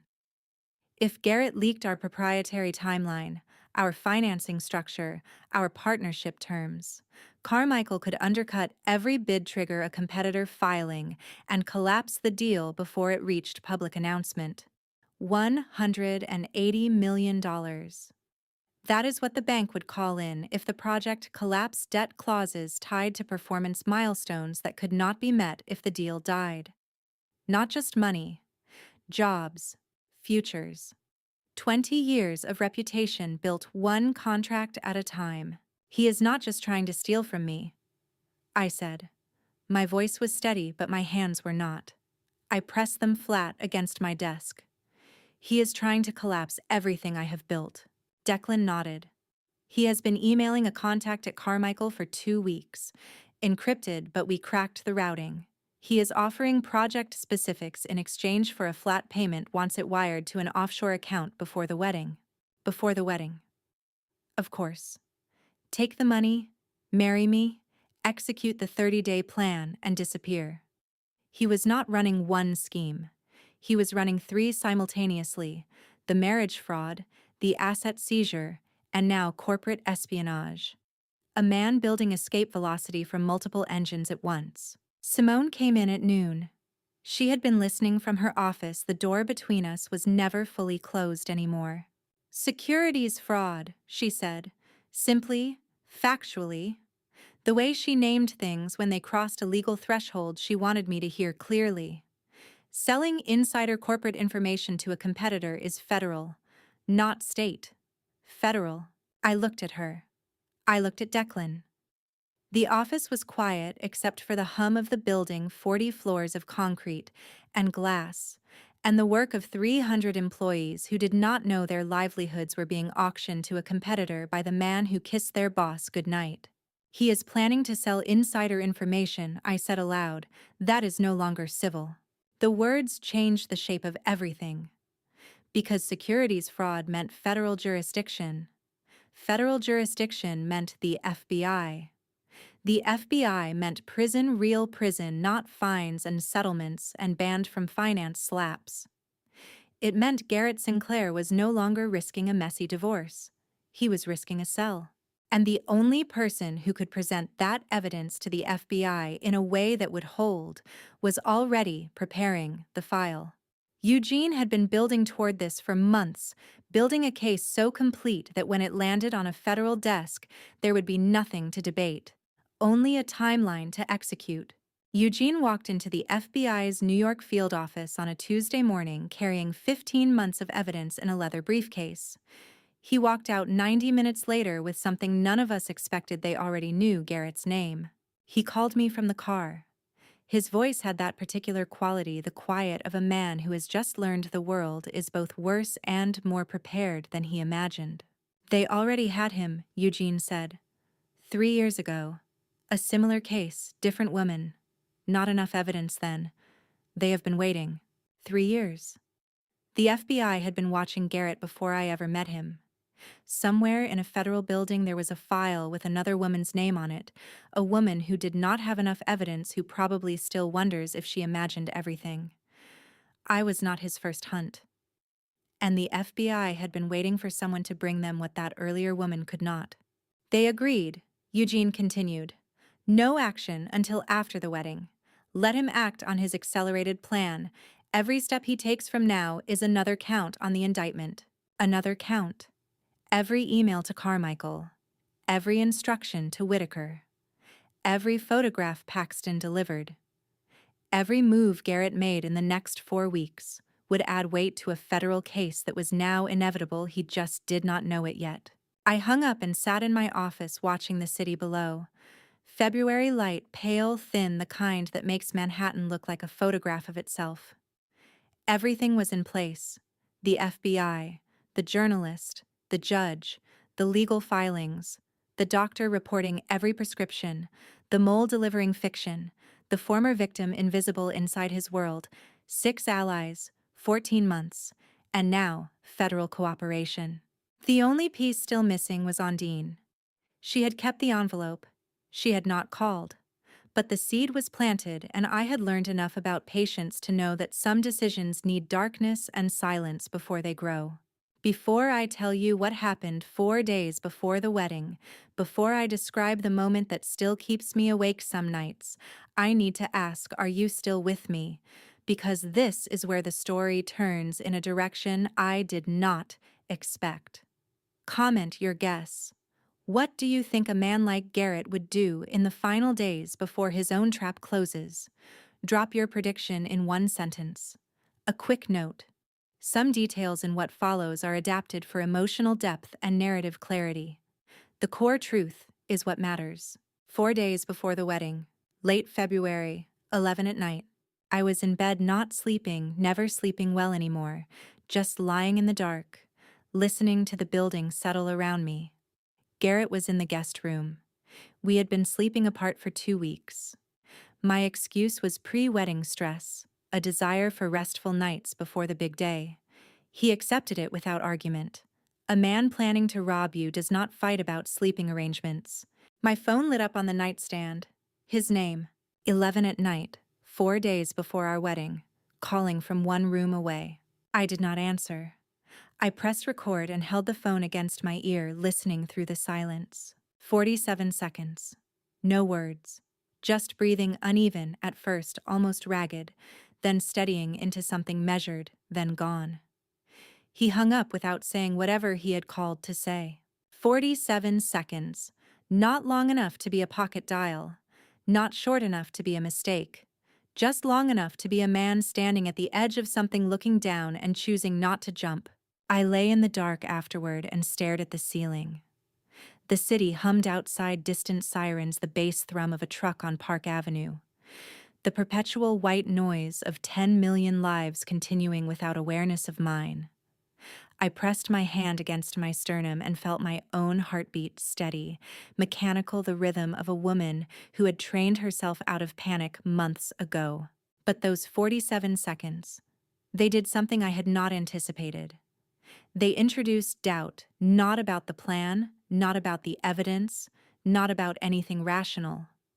Doubt about him. About whether the man I was about to destroy was entirely the machine I had built him into in my mind. Was it guilt, hesitation?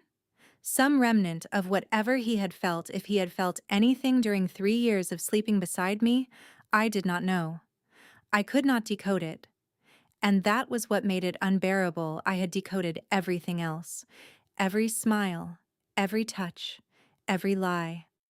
I had filed them, cataloged them, numbered them. But those 47 seconds of silence refused to fit into any folder. I saved the recording. Did not delete it. Do not know why. Maybe because in 3 years of performed love, those seconds were the only moment I could not classify, the only thing he gave me that was not clearly calculated. 4 days later, I would marry him. Stand at that altar. Say the words. Kiss his mouth. And taste mint and nothing. And 3 days after that, in the early hours of a morning that smelled like salt and exhaustion, a woman I had once wanted to destroy would text a single word at 2 a.m. that would hand me the final key to everything. But that night in the dark, I just lay there, listening to the recording one more time. 47 seconds. Then silence. Then the sound of my own breathing filling the space where his had been. My phone lit the ceiling at 2:07 a.m. One word from the woman who helped steal my money. Ondine's text went to Simone, not to me. That was the protocol. One word. Okay. And then, over the next 11 minutes, a stream of data that represented 7 years of Garrett Sinclair's hidden financial life. Account numbers, passwords, routing codes, 11 accounts across 5 banks holding the sum total of everything he had taken from every woman he had ever targeted. Simone forwarded the confirmation to me at 2:19 a.m. I was already awake, had been awake since midnight, lying in the dark of my bedroom at the penthouse, watching the shadows on the ceiling shift as cars passed 40 floors below. She sent everything, Simone's message read. 11 accounts, 5 banks. Full access confirmed. I typed back 3 sentences. The first, acknowledged. The second, confirm immunity terms are in writing.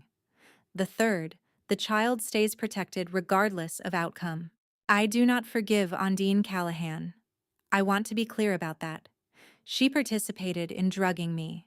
She participated in the financial fraud.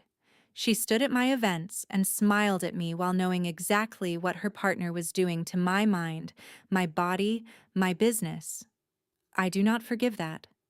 But I gave her my word immunity and child protection in exchange for full cooperation, and I keep my word. That is the difference between us. The deal was a transaction, cold, necessary, complete. By morning, the accounts were frozen by Eugene's team through emergency injunctions pre-filed with Judge Ballard's chambers. Every dollar Garrett believed was safely hidden was now visible, documented, and inaccessible to him. He would not know this until it was too late. He would reach for that money the way a drowning man reaches for a rope and find only air. You ever hold a loaded weapon and feel sorry for the person standing in front of it? I did. For exactly 3 seconds standing in my kitchen that morning making coffee I did not need, I felt something close to pity. Then I remembered the tea. The fog. The 8 months of believing I was losing my mind. And the pity evaporated like steam from the cup. 2 weeks later, the night before the wedding, the Ashford estate in East Hampton, the house my father built in 1987, the house where I learned to swim, where my first husband proposed, where my son took his first steps on the back lawn. Now it was a stage set for the final act of an operation 14 months in the making. I sat in the upstairs study at 9 p.m. with my laptop open and a legal pad beside it. 6 calls to make, 6 confirmations to receive. The house was quiet, catering staff gone for the night, florists returning at dawn, Garrett in the guest wing watching television with the volume low. Eugene first. His voice was steady, unhurried. Everything files at noon tomorrow. He will not see it until it is done. Judge Ballard arrives at 4 for the ceremony, dual purpose confirmed. Simone next. Financial records complete. Every account, every transfer, every timestamp. 18 months of documentation. Clean. Declan. Cameras are set. Every room except the kitchen. Audio in the hallway and study. Everything feeds to the secure server in real time. Celeste. Nell Dorsey is ready. Article goes live the morning after. She has confirmed embargo, not one word until I give the signal. Constance. My testimony is notarized and filed with Eugene's office. 7 years of evidence. I am ready. Undine. Her voice was thin and flat, the voice of a woman who had crossed a line she could not uncross. Documents transferred. Everything he asked me to hold is now in Simone's system. I have nothing left of his. 6 voices. 6 confirmations. And the only sound I could not stop hearing was my own heartbeat, loud and steady in the silence of that study, the house settling around me like a held breath. I closed the laptop, checked the legal pad. Every item marked. Every piece confirmed. 14 months from the night my son placed a folder on my desk to this moment in a quiet room overlooking a garden that would be filled with white chairs and flowers and lies by morning. Every alliance, every sacrifice, every night of drinking tea I poured down the sink, every kiss I returned without flinching. All of it leading here. 2 knocks on the study door. I closed the laptop fully, slid the legal pad under a photo album on the desk, the album from my first wedding, the one Garrett had never opened because other people's memories held no value for him. I straightened my robe, crossed the room, opened the door. Garrett stood in the hallway in a white t-shirt and gray sweatpants, barefoot. His hair was slightly damp, shower not Jim. He smelled like the sandalwood soap I had bought him for Christmas. He smiled the way he always smiled, warm, measured the precise calibration of a man who has practiced sincerity until it became indistinguishable from the real thing. Tomorrow is an important day, he said. I looked at him. At his eyes, Garrett's eyes, the same eyes I had seen in a photograph of a 2-year-old boy in a high chair in New Jersey. At his hands, the hands that had pressed a ring onto my finger too hard at a rehearsal dinner 3 weeks ago. At his mouth, the mouth that had breathed 47 seconds of silence into a phone 4 days earlier. You are right, I said. Tomorrow is very important. He leaned in, kissed my forehead, turned and walked back down the hallway barefoot on the hardwood, disappearing into the guest wing without looking back. I closed the door, pressed my back against it, and stood there in the dark study listening to the house hold its breath around me, loaded, armed, waiting for morning. Morning came, the way all inevitable things come quietly, without ceremony, indifferent to what it carried. I was zipping my dress when I heard Garrett's voice crack through the guest suite wall. A sound I had never heard from him in 3 years, not anger, not performance, but something raw and uncontrolled. The sound of a man receiving news he did not expect. "What do you mean you are out?" His voice was sharp, pressured. Today of all days. I pressed my ear closer to the wall without moving my body, a skill I had perfected over 14 months of living beside a man who believed I was incapable of subtlety. Through the plaster, I caught fragments. His private lawyer, the one who had reviewed the asset documents Paxton had been feeding him for months, documents we had fabricated with just enough irregularity to alarm any competent attorney. The lawyer's voice was tinny through the phone speaker Garrett had left on too loud. "There is something wrong with her asset structure. I do not want to get involved. Find someone else." Then silence. I counted. 12 seconds of nothing from the other side of that wall. 12 seconds of a man who had never hesitated in 3 years of performing confidence, standing still recalculating, feeling the first crack form in the foundation he believed was solid. Declan's cameras captured what I could not see. He showed me the footage later. Garrett in the hallway, phone lowered to his side, staring at his own reflection in the mirror at the end of the corridor. His jaw working, his free hand clenching and releasing twice. Then he straightened his shoulders, adjusted his collar, and spoke to the mirror. "It does not matter," he said. Quiet. Controlled. The voice of a man choosing to override his own instincts. "Stay the course." He walked to the bathroom, closed the door. The cameras recorded him starting the shower. I finished zipping my dress and looked at myself in the bridal mirror, the same mirror where this story began, the same ivory gown, the same beading catching the same morning light. But the woman in the reflection was different now. She was not performing calm. She was calm. The architecture was complete. The only remaining variable was time. I married him anyway. Stood at that altar at 4 in the afternoon with the Atlantic behind us and 180 guests in white chairs, and Judge Ballard's steady voice carrying the words over the garden. I said the vows. I kissed his mouth. I smiled for the photographer. I did all of it the way you execute the final steps of a plan, mechanically, precisely, with the awareness that every second brings you closer to the moment the mechanism triggers. Garrett's kiss tasted like nothing. His hands were steady on mine, steadier than they should have been for a man whose lawyer had abandoned him 6 hours earlier. He had decided to proceed anyway. Of course he had. A man who has spent 3 years building toward a payout does not abandon the project because one contractor walks off the job.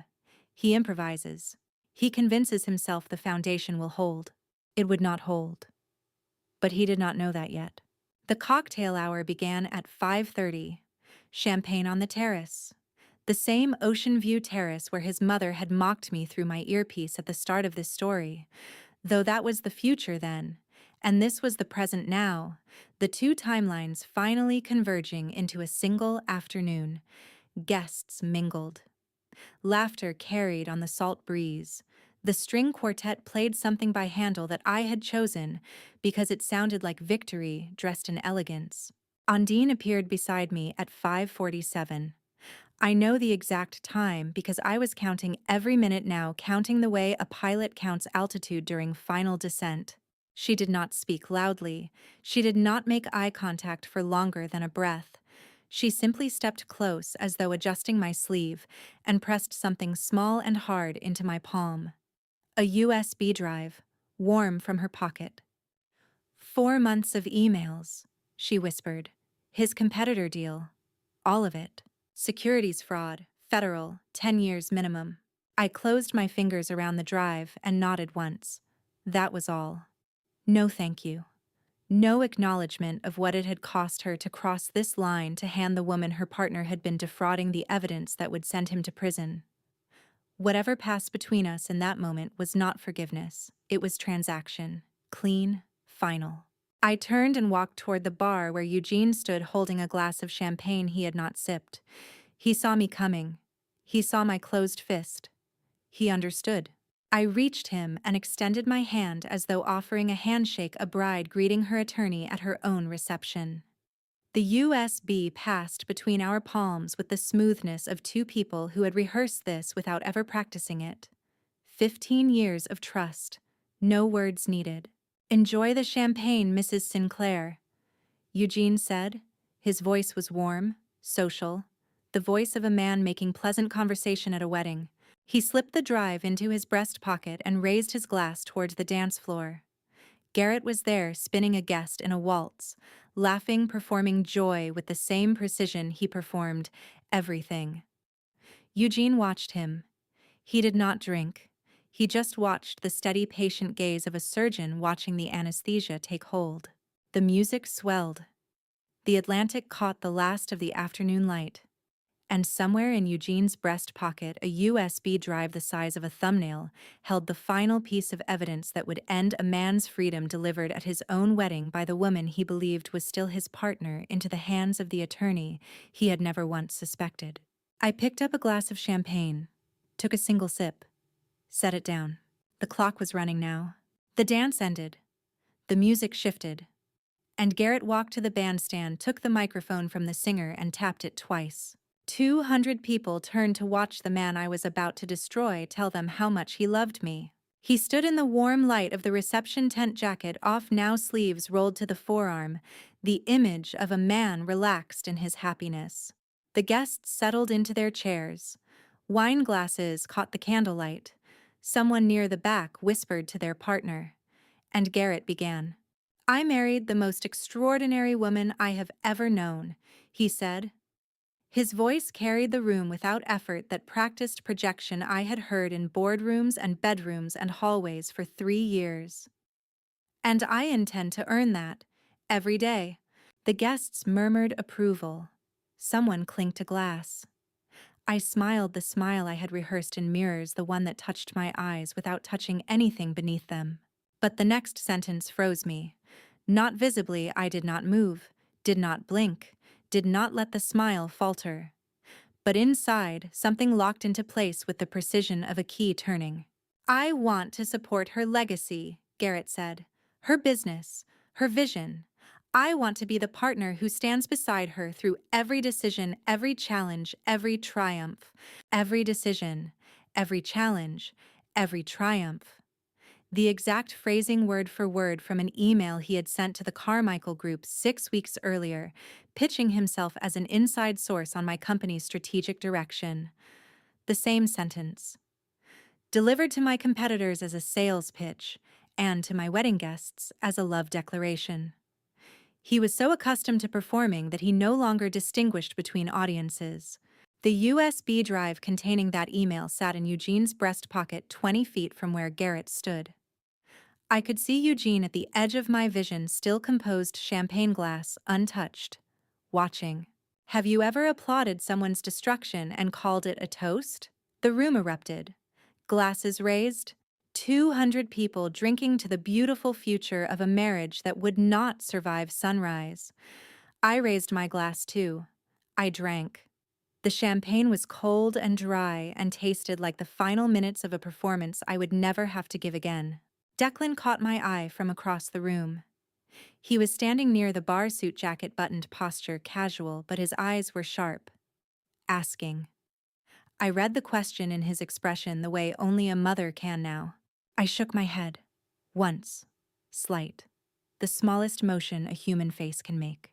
Not yet. The reception continued.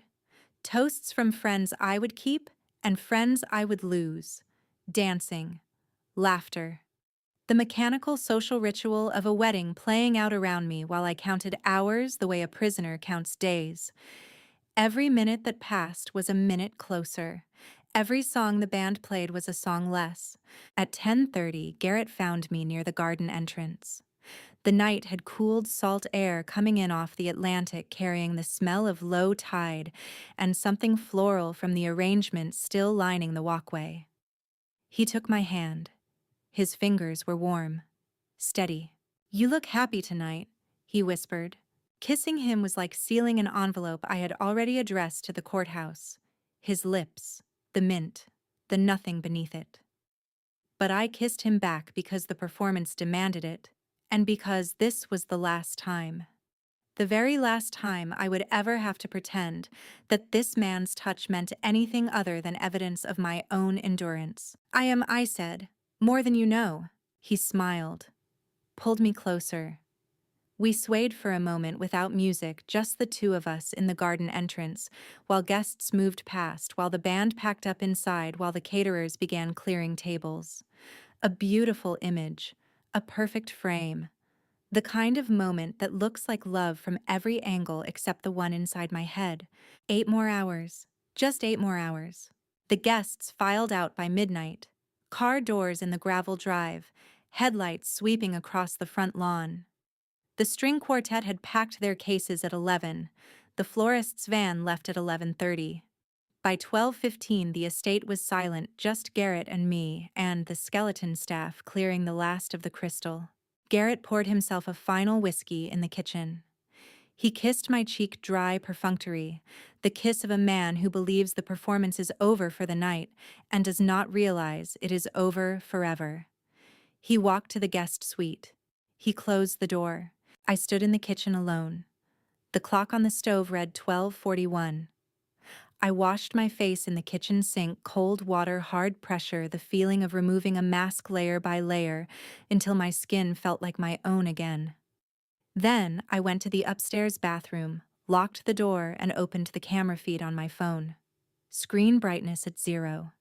Just the glow of the monitoring app in the dark. Garrett's room. He was still dressed, sitting on the edge of the bed, phone in hand, scrolling. At 12:58 he set the phone on the nightstand. At 1:07 he turned off the lamp. At 1:14 his breathing changed on the audio feed, the steady, slow rhythm of sleep. 1:15 a.m.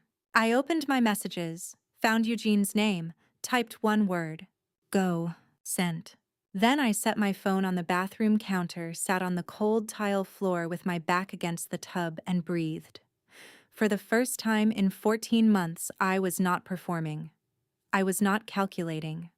I was not watching or listening or measuring a man who did not deserve the attention I had given him. I was just breathing, and it was over. The filings activated at 6 a.m. By 8 a.m., every account Garrett believed was his private escape route had been frozen by emergency court order. By 9, we were in Midtown.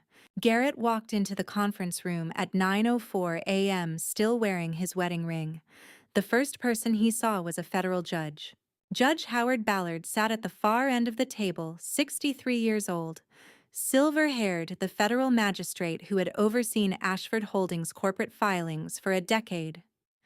Garrett had met him once before at a company Christmas party 2 years prior. He had shaken the judge's hand and called him sir, and moved on without a second thought. Now Ballard sat in a leather chair with his hands folded and his expression carrying the particular gravity of a man whose presence transforms a meeting into a proceeding. Garrett stopped in the doorway. His eyes moved across the room. Ballard at the end, Eugene to the left with 5 colored folders arranged on the mahogany Simone, at a laptop with the screen angled away from him. Declan standing near the window with his arms crossed, and me, sitting, still, watching him from a chair I had chosen specifically because it faced the door. He looked at me last, held my gaze for 3 seconds. Then he sat down slowly, carefully, the way a man sits when he realizes the chair might not hold him. No one spoke for 11 seconds. I counted. Eugene let the silence do its work. The silence of a room where the accused does not yet know the charges, but can feel their weight in the air. Then Eugene opened the first folder. Sedatives, he said. He placed a lab report on the table, then a second, then a third. 14 sealed evidence bags documented in photographs, prescription records from a doctor whose license no longer existed. Criminal poisoning, 8 months, lorazepam administered without consent. Second folder. Partner interference, 3 documented meetings in which you told Mrs. Ashford's business partners she was experiencing cognitive decline. 1 recorded in full, 32 minutes. Third folder. Competitor communications, 4 months of emails to Carmichael Group offering insider details on the waterfront project. Securities fraud, Federal jurisdiction. Fourth folder. Hidden accounts. 11. 5 banks. Funds totaling $6.4 million accumulated over 7 years from multiple victims. Fifth folder. Prior victims. Documentation of at least 5 other women subjected to identical methods over the past 7 years. Pattern evidence. RICO eligible. 5 folders. 5 crimes. 1 chair and nowhere for him to go. Garrett did not move during any of it. His hands stayed flat on the table, palms down, fingers spread perfectly still. His face showed nothing I could name. Not shock, not anger. Not the performance of innocence I had expected. Just stillness. The absolute stillness of a man running calculations at a speed that outpaces expression. I watched his hands. They did not shake. That is when I knew he had done this before. Sat across from someone who had caught him. Sat in a room where the evidence was laid out and the exits were sealed. But those other women had not had a judge in the room. Those other women had not had 14 months of preparation. Those other women had confronted him alone, or with insufficient proof, or too late. Not this time. Eugene closed the 5th folder. The room was silent except for the hum of the building and the distant sound of traffic 40 floors below. Simone's fingers rested on her keyboard motionless. Declan had not moved from the window. Judge Ballard had not spoken. His presence was the statement. Garrett looked at the folders. He looked at Eugene. He looked at Judge Ballard. Then he looked at me, and he asked one question. Since when? 2 words. Quiet. Not angry. Not defeated. Curious. The curiosity of a man who builds systems and has just discovered he was living inside someone else's system without knowing it. He wanted to know how long. He needed to know where his calculations had failed. I answered him. I owed him that.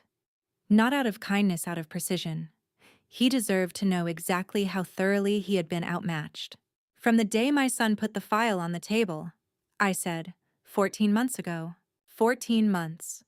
He repeated it. Twice. Quietly. Like he was recalculating, running backward through every dinner, every kiss, every morning he had brewed tea. I did not drink every conversation in which I had smiled and nodded and performed the woman he believed he was slowly dismantling. 14 months of living beside me without knowing I was watching. 14 months of thinking he was the architect when he was the subject. Every tender moment. Every whispered goodnight. Every time he photographed documents through Paxton and believed he was getting closer, all of it theater, all of it mine. Then he looked at Declan. Not at me. At my son. Standing by the window. Arms crossed. 28 years old. The boy who had followed him for 3 weeks before bringing me the folder that started everything. And I saw something I had not prepared for. Recognition. Not surprise recognition. Garrett looked at Declan and his expression shifted by a single degree. The faintest contraction around his eyes. The smallest movement of his jaw. He knew. He knew exactly which moment had started it all. He remembered something, some night, some interaction, some instant when Declan had been too watchful, too present, too quiet. And he had dismissed it. Filed it away. Moved on. That was his mistake. The only one that mattered. He had looked at my son and seen a boy. He had never seen the man. The room waited. Garrett's hand stayed flat on the table.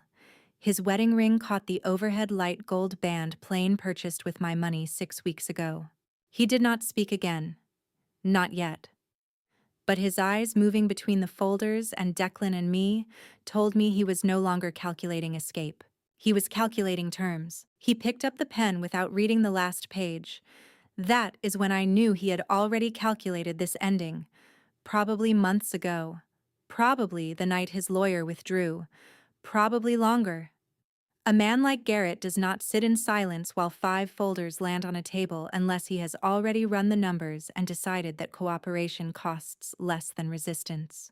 Eugene slid the documents across the mahogany one at a time. Uncontested divorce. Cooperation agreement with the FBI, full repayment of the hidden funds. Garrett signed each one with the same steady hand he used to sign birthday cards and restaurant checks. No pause, no tremor, no indication that the pen in his fingers was writing the end of his freedom as he had known it. Then he stopped, set the pen down, looked at me, not at Eugene, not at Judge Ballard, not at Simone or Declan. At me. My child, he said. His voice was level, controlled. But beneath it, beneath the performance that ran so deep it had become indistinguishable from his actual nervous system, I heard something I had never heard from him before. Not vulnerability, not remorse, need. The specific, irreducible need of a man who knows he is about to lose everything and is choosing which single thing to fight for. I want to make sure he is not affected. The room was silent. Eugene glanced at me. Simone's fingers paused on her keyboard. Declan shifted at the window, the smallest movement barely perceptible, but I felt it. I have been thinking about that, I said, for 2 weeks before you. Garrett looked at me for a long time. 5 seconds. 6. Then something happened to his face that I will never fully understand. A contraction, a softening something that lived in the space between gratitude and defeat. He picked up the pen again, signed the final page, set the pen down parallel to the document's edge, neat, precise, even in surrender. Eugene collected the papers. "We are done here," he said quietly. Garrett stood, adjusted his jacket, looked once more around the room at the judge who would formalize his consequences, at the attorney who had built the cage, at the investigator who had monitored his every communication, at the son who had started it all. Then he walked to the door, opened it, and left without looking back. His footsteps receded down the hallway, measured even 12 steps to the elevator. The same stride I had counted 100 times from 100 windows. I thought I would feel triumph when he walked out. Instead, I thought of those 47 seconds of silence on the phone 4 nights ago and wondered if that had been him rehearsing this moment, practicing the surrender, saying goodbye to a version of his life in the only honest way he knew how, without words. The conference room emptied slowly. Judge Ballard shook Eugene's hand. Simone closed her laptop. Declan touched my shoulder once, just his hand, warm and brief, the touch of a son who knows his mother does not need comfort but offers it anyway. Then they were gone, and I was alone in a room that smelled like paper and coffee, and the faint trace of Garrett's cologne still hanging in the air near the door. I sat there for 7 minutes. Then my phone rang. Celeste. Her voice was electric, high and fast, the way she sounded when she had news that could not wait for pleasantries. "It is live," she said. 3 million views in 2 hours. Nell Dorsey's article. Published at noon, exactly as agreed. The headline I never saw before. It went live because I trusted Nell to write the truth, and the truth was enough. 3 million people reading about 14 months of strategy before the afternoon was over. The comments section filling with women who recognized something in the story. The shares multiplying in the way things multiply when they touch a nerve the public did not know it had. 3 million people read that article in 2 hours. But the only reader who mattered was a woman in Delaware I had never met who recognized her own story in mine. And another in Connecticut. And another whose name I would not learn until evening. "And Whitaker?" I asked. "Walked into the FBI at 2 p.m., Celeste said. Told them everything. Confirmed 2 other women names, dates, methods. The case is expanding. They are talking about RICO. Conrad Whitaker, the disgraced doctor. The man whose fear had made him useful to us, and whose fear apparently had finally outgrown his loyalty to the man who paid him. He walked into a federal building on a Tuesday afternoon and confessed to everything: the prescriptions, the dosing schedules, the payments, and the names of 2 other women Garrett had used him to sedate over the past 5 years. 2 other women. 2 more kitchens where tea was brewed with tenderness and poison. 2 more women who thought the fog was age, was stress, was grief. 2 more lives hollowed out from the inside by a man who never once raised his voice. I sat in my office at 4 p.m. reading their names for the first time. Women I had never known existed. Women whose stories had ended in silence and shame and unanswered questions until today. Until my story became a door they could walk through. My 14 months had not just ended my story. I had started theirs. And one of them had already called the FBI. I set down my phone, pressed my palms flat on the same desk where Declan had placed a manila folder 14 months ago. The wood was warm under my hands. The office was quiet. The city hummed below. 2 other women were contacting the FBI. I had started someone else's story. Those 2 women did contact the FBI, both within the week. Their stories confirmed everything Whitaker had confessed. Same method, same fog, same slow erasure of confidence and capital. The RICO case expanded. Garrett's cooperation deepened. And my story became something I no longer owned alone. But that was March. By April, the machinery had stopped, and I was left with silence. The divorce papers weighed less than I expected. 4 pages to end something that never really existed. I signed them at Eugene's office on a Tuesday afternoon, a pen a line, a date. 3 years of performed marriage dissolved in the time it takes to write a name. Eugene watched me sign.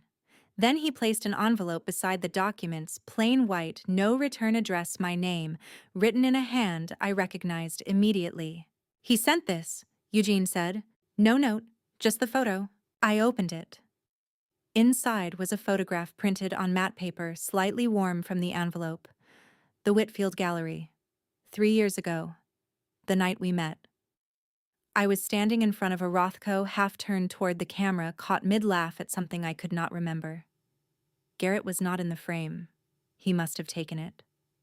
The first night. Before the first lie, or maybe during it. I looked at it longer than I intended. The woman in that photograph was 50 years old and laughing and did not know that the man holding the camera had been paid to find her. She looked happy.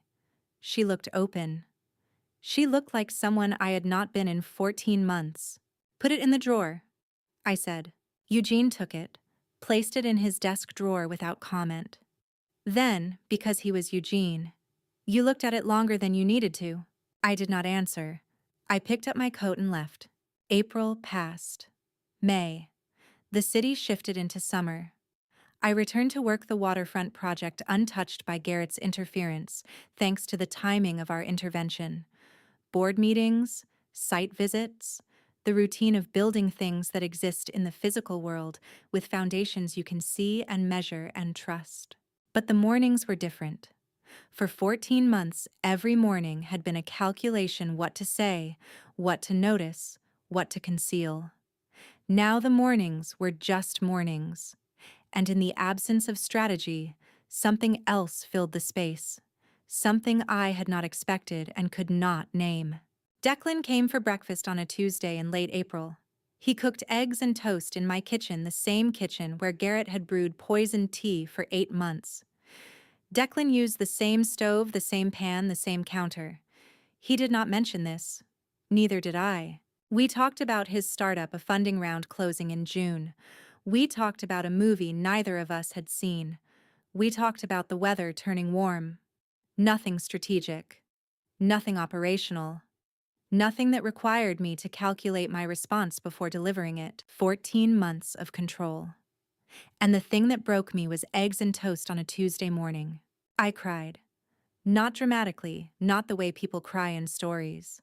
I just stopped being able to swallow the toast and my eyes filled and my chest compressed, and I put my fork down and sat there with tears running into the corners of my mouth, tasting like salt and breakfast. I do not know why I am crying, I said. Declan did not answer. He did not reach across the counter. He did not offer comfort or explanation. He just pushed the plate of toast toward me 1 inch quietly, the ceramic sliding across granite. The gesture of a son who knows his mother does not need words. Just presence. Just breakfast. just the evidence that the performance is over and the person underneath is still there. I ate the toast. I drank the coffee. I wiped my face with a paper napkin. And that was the moment, not the confrontation, not the article, not the signing, that was the moment I knew it was actually finished. The months that followed brought consequences, measured, proportional, exactly what each person had earned. Garrett cooperated fully with the FBI. The hidden funds were recovered and distributed to 7 victims across 3 states. He was banned from financial services for 10 years. He left New York in June, I do not know where. I did not ask. Ondine moved to a small town in upstate New York, raising her son. I kept my word about the child, full protection. No public naming, no collateral damage. She never contacted me. I never expected her to. Whitaker lost his license permanently. No prison, his cooperation bought him that much. But he would never practice medicine again. The prescriptions stopped. The supply chain closed. Paxton Graves was fired quietly. No prosecution, I decided that myself. He had 3 children and a wife who did not know. He would carry the knowledge of what he did. That was enough. Constance recovered $3.1 million of her original loss through the civil settlement Eugene negotiated. Not all of it, but enough to rebuild. She sent me a card in July, 2 sentences. Thank you, I can sleep now. What do you do with a man who stole 7 years from 5 women and then sent you a photograph without a note? You give each person what they deserve for what they chose. No more, no less. You do not become the thing you fought. You do not let rage expand past its justified boundaries. You measure justice the way you measure a building, precisely structurally, with respect for what must stand afterward. Each person receives what they deserve for what they chose. No more, no less. I put the photograph in a drawer in April. In January, 9 months later, I would open that drawer again.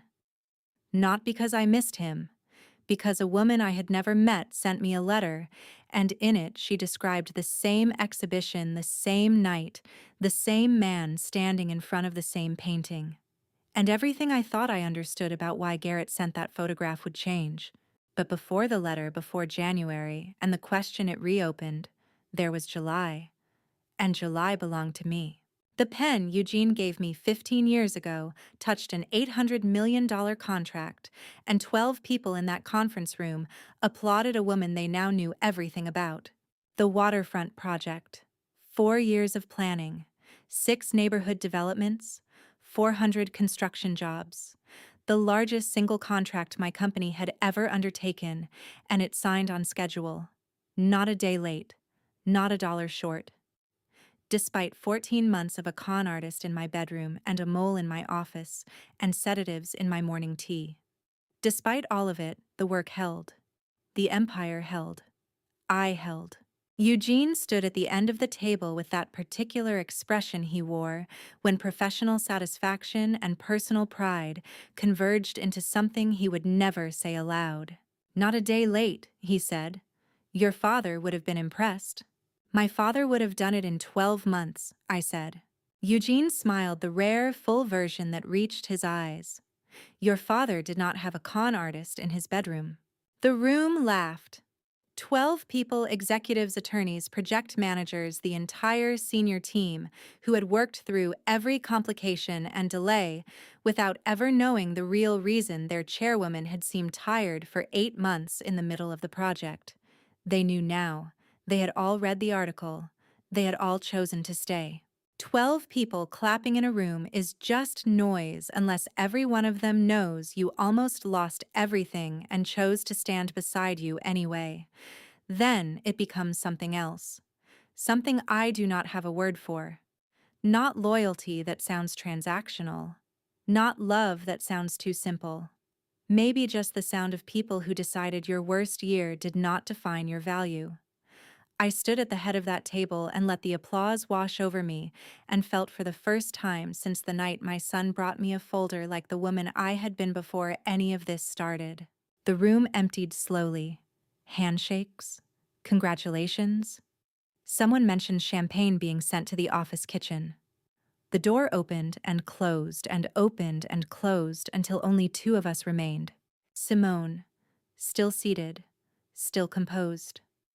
Her laptop closed, her hands folded on top of it, her eyes watching me with that steady gaze I had relied on for 8 years, the gaze of a woman who sees everything and says only what is necessary. "Do you regret anything?" she asked. No preamble, no softening. Simone asked questions the way she did everything directly without padding, expecting the same in return. I sat down across from her. The conference room was quiet now, just the hum of the air conditioning and the distant sound of the city 40 floors below. I thought about the question, not because I did not know the answer, but because I wanted to give it honestly. Simone had earned honesty.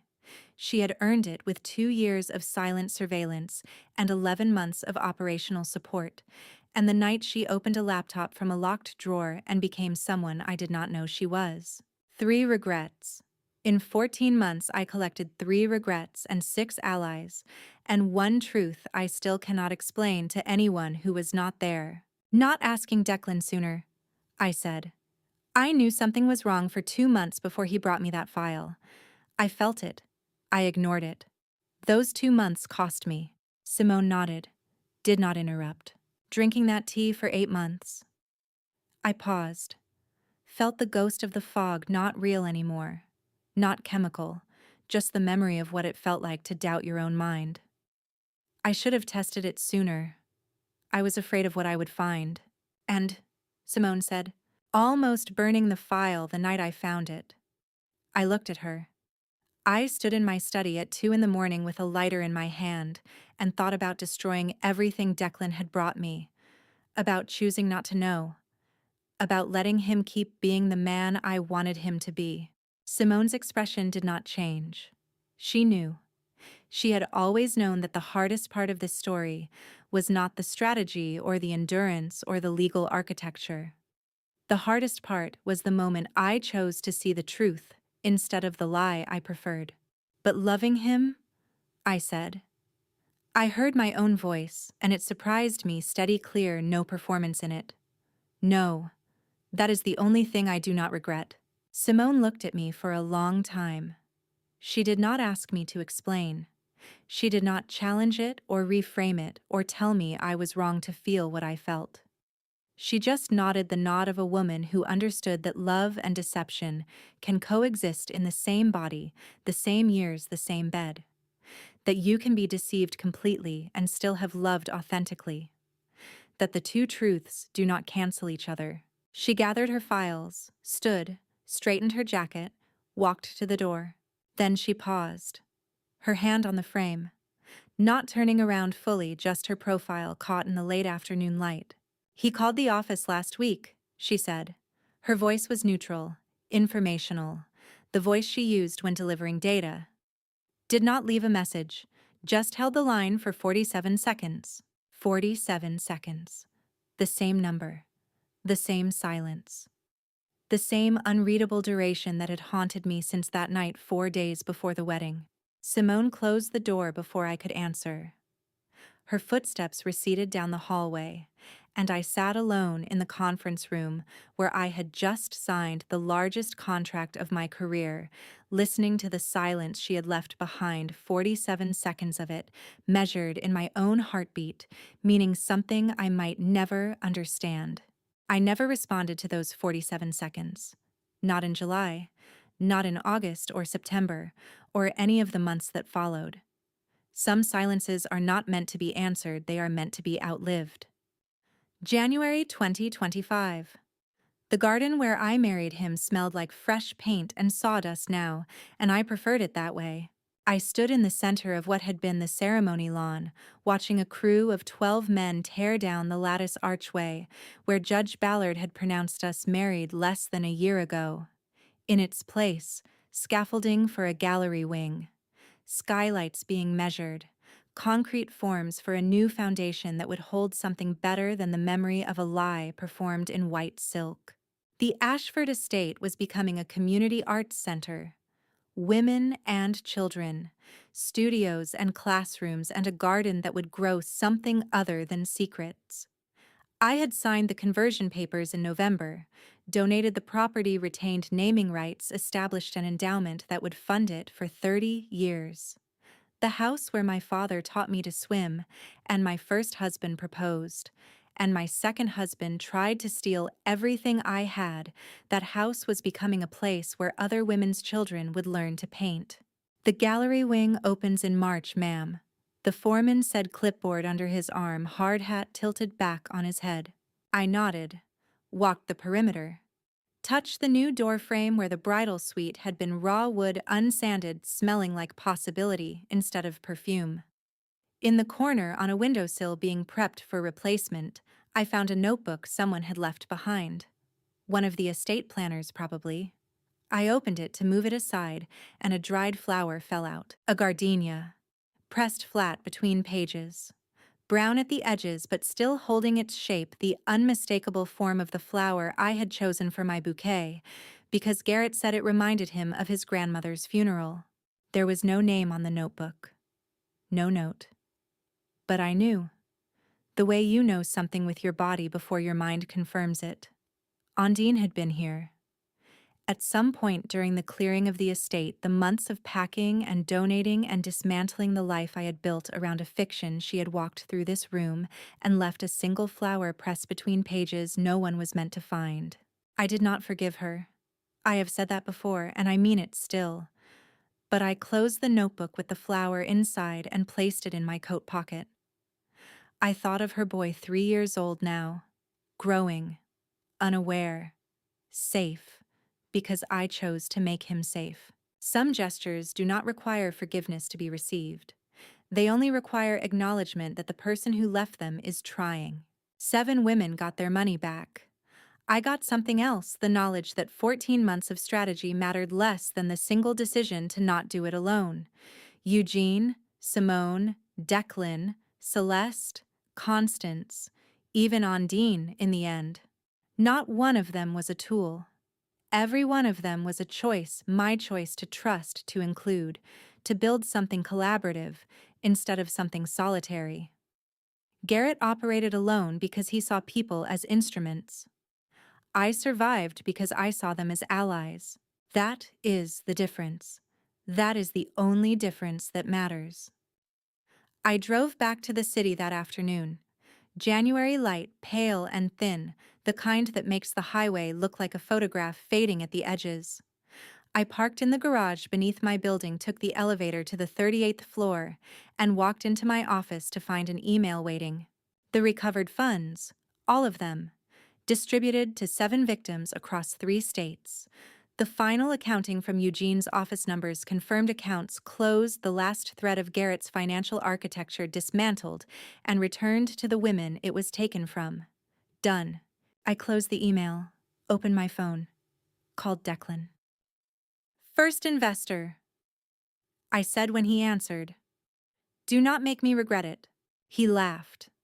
The sound of a 29-year-old man who had just received his mother's backing for a startup he had built from the 4th floor of her building with nothing but talent and the stubbornness he inherited from both his parents. I signed the check that afternoon. First investor. First believer. The way it should have been from the start before 14 months of war made me forget that I was also always a mother. 47 seconds. He never explained them. I stopped needing him to. Some questions do not have answers. Some silences are not codes to be broken, they are just silences. And a woman who spent 14 months decoding every gesture and every word and every glance deserves eventually to stop decoding, to let one thing remain unread.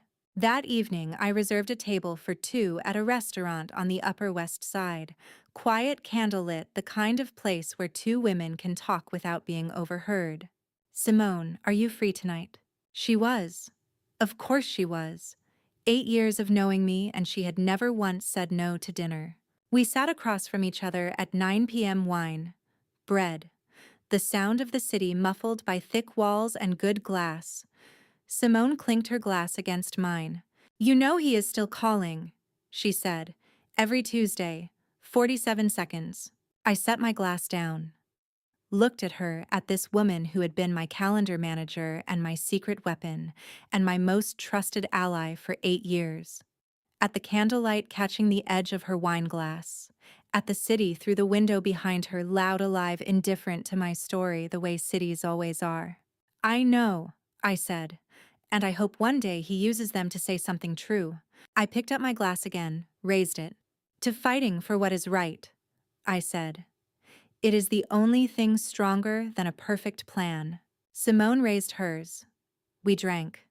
The wine was warm and dry and tasted like an evening I had earned. The city was loud below us. I was 52 years old, and I was free. And to you listening to my story, remember this. I was a woman who trusted the wrong person with her heart. I let a beautiful face and soft words convince me that love had come back around. I nearly lost everything, not just money, but my dignity, my peace, my sense of who I was. Don't make my mistake. Don't let loneliness turn you blind. The warning signs were there from the first month. I just chose not to read them. If there is one thing this family drama story taught me, it is this. The people who truly love you will never make you feel like a transaction. They will never study your weaknesses like a blueprint. I believe God put me through this for a reason so I could stand here now and share it with you. This family drama story is not just mine. It belongs to every person who ever gave their trust to someone who did not earn it. And if you are living through your own family drama story right now, hear me. You are stronger than the lie they told you about yourself. If this story stirred something in you, tell me in the comments, what would you have done differently? Would you have confronted him sooner, or would you have built the same trap I did? Share this with someone who needs to hear it tonight. And if you haven't already, subscribe to Family Revenge so you never miss a story like this one. Thank you for staying until the very end. Your time means more to me than you know. Just a reminder, certain names, locations, and details in this story have been changed or fictionalized for privacy and storytelling purposes. Any resemblance to real individuals is purely coincidental. What matters most is the message it carries. God bless you all. And that's the closing part of this one. I appreciate you being here. I'll see you in the next time.